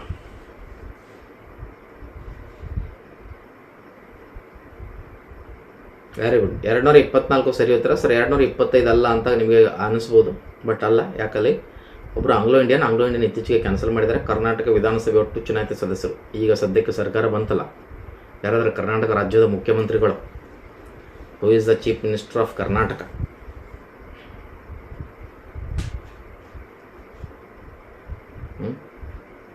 ವಿಧಾನ ಪರಿಷತ್ತಿನ ಸದಸ್ಯರ ಸಂಖ್ಯೆ 75, ಲೋಕಸಭೆದು 543, ಆಮೇಲೆ ರಾಜ್ಯಸಭೆದು 250. ಇದು ನಿಮಗೆ ಗೊತ್ತಿರಲಿ. 84, 47 ಪರಿಶಿಷ್ಟ ಜಾತಿ ಮತ್ತು ಪರಿಶಿಷ್ಟ ಪಂಗಡಕ್ಕೆ ಇರತಕ್ಕಂಥ ಮೀಸಲಾತಿ ಹಿಂದೆ 79, 41 ಇತ್ತು. ಇತ್ತೀಚೆಗೆ ಬದಲಾವಣೆ ಆಗಿರತಕ್ಕಂಥದ್ದು 34, 15 ನಮ್ಮ ವಿಧಾನಸಭೆಯಲ್ಲಿರ್ತಕ್ಕಂಥದ್ದು ಪರಿಶಿಷ್ಟ ಜಾತಿ ಪರಿಶಿಷ್ಟ ಪಂಗಡಕ್ಕೆ. ಇದು ಗೊತ್ತಿರಬೇಕಾಗತ್ತೆ ನಿಮಗೆ. ಎಕ್ಸಾಮಲ್ಲಿ ಕ್ವಶನ್ ಕೇಳ್ತಾರೆ. ಯಾವುದಾದ್ರು ಒಂದು ಕೇಳ್ಬೋದು, ಇದೇ ಇದೆ ಅಂತ ಹೇಳೋಕ್ಕಾಗಲ್ಲ.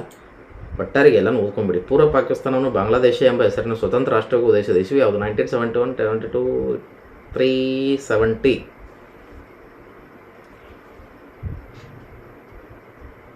ಹಾಂ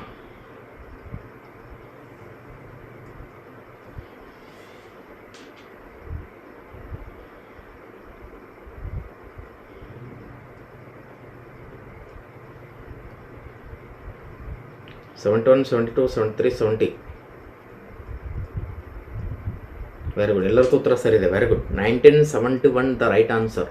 ಪೂರ್ವ ಪಾಕಿಸ್ತಾನ ಬಾಂಗ್ಲಾದೇಶದೊಂದಿಗೆ ಅತ್ಯಂತ ಉದ್ದದ ಗಡಿಯನ್ನು ಹಂಚ್ಕೊಂಡಿದ್ದೀವಿ, 4096. ಓಕೆ. ಬಾಂಗ್ಲಾದೇಶದ ಹಾಗೂ ಸಾರ್ಕ್ನ ಸದಸ್ಯ ರಾಷ್ಟ್ರ ಕೂಡ ಹೌದು ಬಾಂಗ್ಲಾ. ಹೌದಾ? ಭಾಳ ಇಂಪಾರ್ಟೆಂಟು. ಆಮೇಲೆ ಬಾಂಗ್ಲಾದೇಶದ ಢಾಕಾದಲ್ಲಿ 1906ರಲ್ಲಿ ಮುಸ್ಲಿಂ ಲೀಗ್ ಸ್ಥಾಪನೆಯಾಗಿತ್ತು, ಸಲೀಮುಲ್ಲಾ ಖಾನ್ ಮತ್ತು ಆಗಾ ಖಾನ್ ಅವರ ನೇತೃತ್ವದಲ್ಲಿ. ಇದು ಇಂಪಾರ್ಟೆಂಟ್. ನಂತರದಲ್ಲಿ 1973 ಕರ್ನಾಟಕ, ಮೈಸೂರು ರಾಜ್ಯಕ್ಕೆ ಕರ್ನಾಟಕ ಅಂತೇಳಿ ಮರುನಾಮಕರಣ ಮಾಡಿ ಡಿ ದೇವರಾಜ ಅರಸು ಅವರು ಮುಖ್ಯಮಂತ್ರಿ ಆಗಿರತಕ್ಕಂಥ ಇಶ್ಯೂ ಯಾವುದು ಇದರಲ್ಲಿ? 71, 72, 73, 70.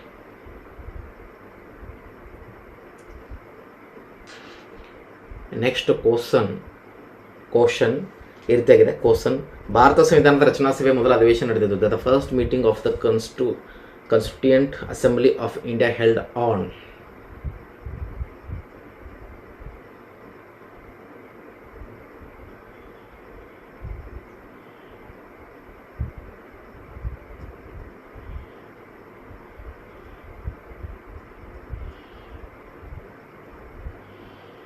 Is the right answer 9th December 1946. The right answer 9th December 1946 ಮೊದಲ ಅಧಿವೇಶನ. ಈಗಾಗಲೇ ಗೊತ್ತಿರೋದು. ಬೇಸಿಕ್ ಇನ್ಫಾರ್ಮೇಷನ್ ಅಂತೂ ಎಲ್ಲರಿಗೂ ಗೊತ್ತಿರ್ತದೆ. ಏನು ರಚನಾ ಸಮಿತಿ ಅಧ್ಯಕ್ಷರು ಯಾರು ಅಂತ ಕೇಳ್ತಾರೆ ಪೊಲೀಸ್ ಪರೀಕ್ಷೆಯಲ್ಲಿ, ಸಿಂಪಲ್ಲು. ಆಮೇಲೆ ಕೌಡು ರಚನಾ ಸಮಿತಿ ಅಧ್ಯಕ್ಷರು ಯಾರು ಅಂತ ಕೇಳ್ತಾರೆ. ಬಾಬಾ ಸಾಹೇಬ್ ಅಂಬೇಡ್ಕರ್ ಅವರು ಕೌಡು ರಚನಾ ಸಮಿತಿ ಅಧ್ಯಕ್ಷರಾಗಿದ್ದರು. ಡಾಕ್ಟರ್ ಬಾಬು ರಾಜೇಂದ್ರ ಪ್ರಸಾದ್ ಅವರು ಏನಾಗಿದ್ದರು?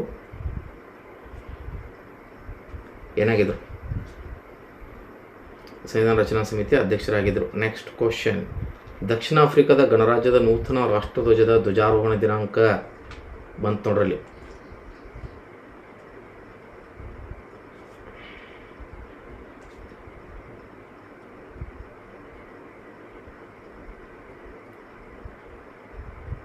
Very good.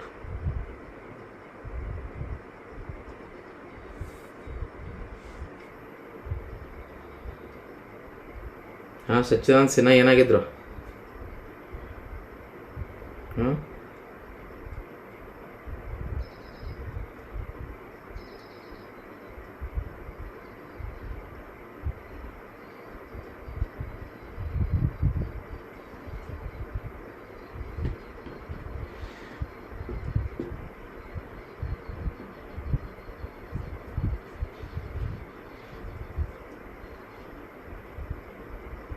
Okay, well done.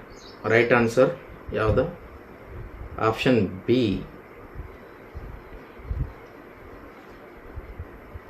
ಇಸ್ವಿ ತಪ್ಪಾಗಿದೆ ಅನಿಸುತ್ತೆ. ಇದು 1925 ಏಪ್ರಿಲ್ ತಪ್ಪಾಗಿದೆ. ಏನಾಗಬೇಕು? 19 ಕರೆಕ್ಟ್ ಇದೆಯಾ? ಕರೆಕ್ಟ್ ಇದೆ. ಓಕೆ, ಕರೆಕ್ಟ್ ಇದೆ. ಕರೆಕ್ಟ್ 25ನೇ ಏಪ್ರಿಲ್ ಇವರು ಕೊಟ್ಟಿದ್ದಾರೆ. ಬಟ್ ಇಲ್ಲಿ ಇದಕ್ಕೆ ಗ್ರೇಸ್ ಬಂದಿದೆ ಅಂಕ, ಇದನ್ನು ತಲೆ ಕೆಡಿಸ್ಕೊಬೇಡಿ. ಇವೆಲ್ಲ 4 ಇಶ್ಯೂಗಳು ತಪ್ಪಿದ್ದಾವೆ. 2 ಪ್ರಶ್ನೆ ತಪ್ಪಾಯ್ತು ನೋಡಿ. ಇನ್ನೊಂದು ಆಗಲೇ ಒಂದು ಕೊಟ್ಟಿದ್ದಲ್ಲಿ ಯಾವುದೋ ಒಂದು.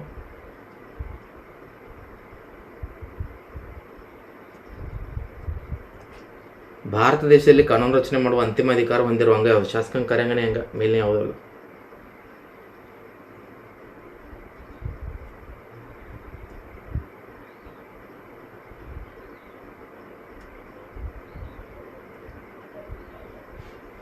ದ ರೈಟ್ ಆನ್ಸರ್ ಶಾಸಕಾಂಗ.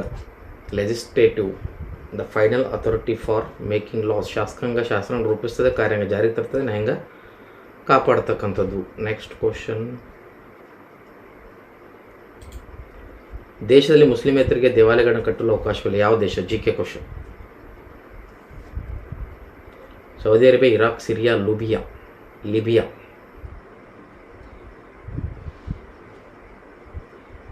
Just right answer Saudi Arabia. Next question. ಉಷ್ಣಾಂಶ ಮಾಪಕ ಒತ್ತಡ ಏನು ಅಂತ ಕೇಳಿದ್ದಾರೆ.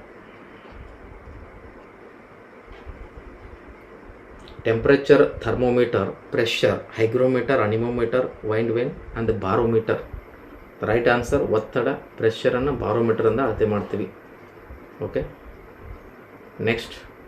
ಕೆಳಗಿನವುಗಳಲ್ಲಿ ಯಾವುದು ಕಾವೇರಿ ನದಿಯ ಉಪನದಿ ಅಲ್ಲ? ವೇದಾವತಿ, ಹೇಮಾವತಿ, ಅರ್ಕಾವತಿ, ಸುವರ್ಣಾವತಿ. ಕಾವೇರಿ ನದಿದು ಯಾವುದು ಅಲ್ಲ?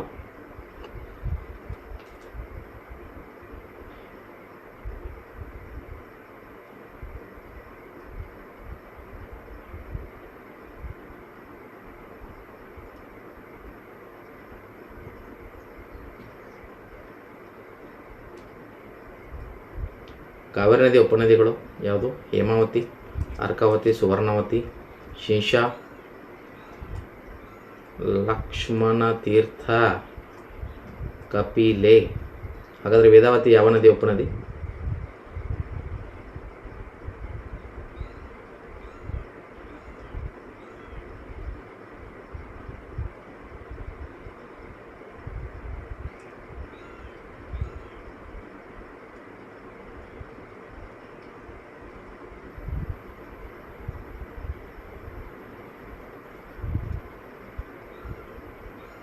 ಎಲ್ಲೋದ್ರಿ?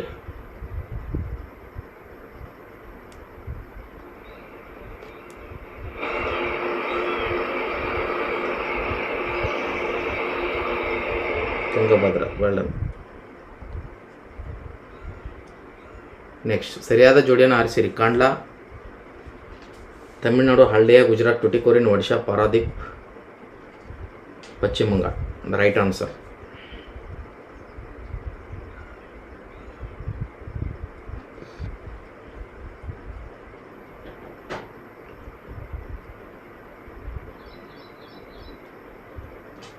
ರೈಟ್ ಆನ್ಸರ್ ಯಾವುದು? ಕಾಂಡ್ಲಾ ಗುಜರಾತ್ನಲ್ಲಿ ಕಂಡುಬರ್ತದೆ. ಹಾಲ್ಡಿಯಾ ಅಂತಕ್ಕಂಥದ್ದು ಪಶ್ಚಿಮ ಬಂಗಾಳ. ಟುಟಿಕೋರಿನ್ ठेर आया ठेर चल क्लास है यार चल टुटिकोरिन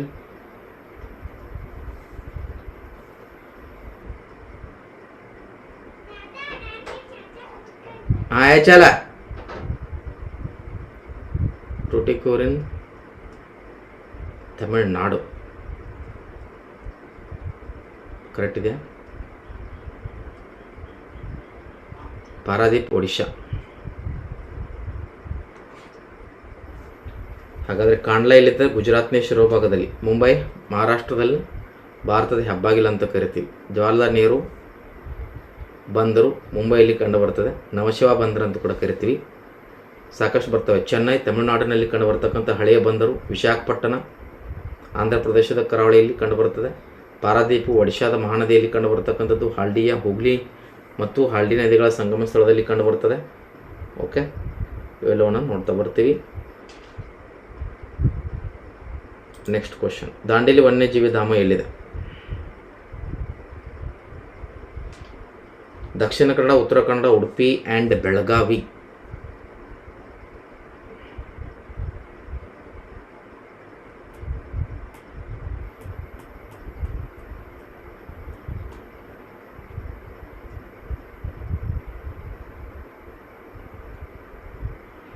ರೈಟ್ ಆನ್ಸರ್ ಯಾವುದು? ಉತ್ತರ ಕನ್ನಡ.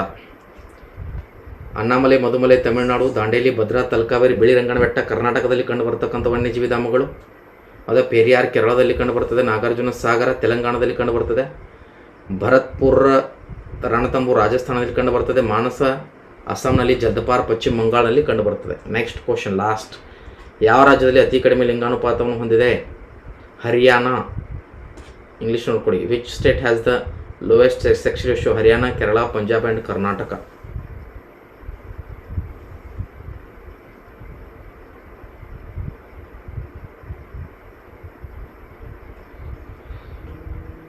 ಹರಿಯಾಣ ಕಡಿಮೆ ಲಿಂಗಾನುಪಾತ 874.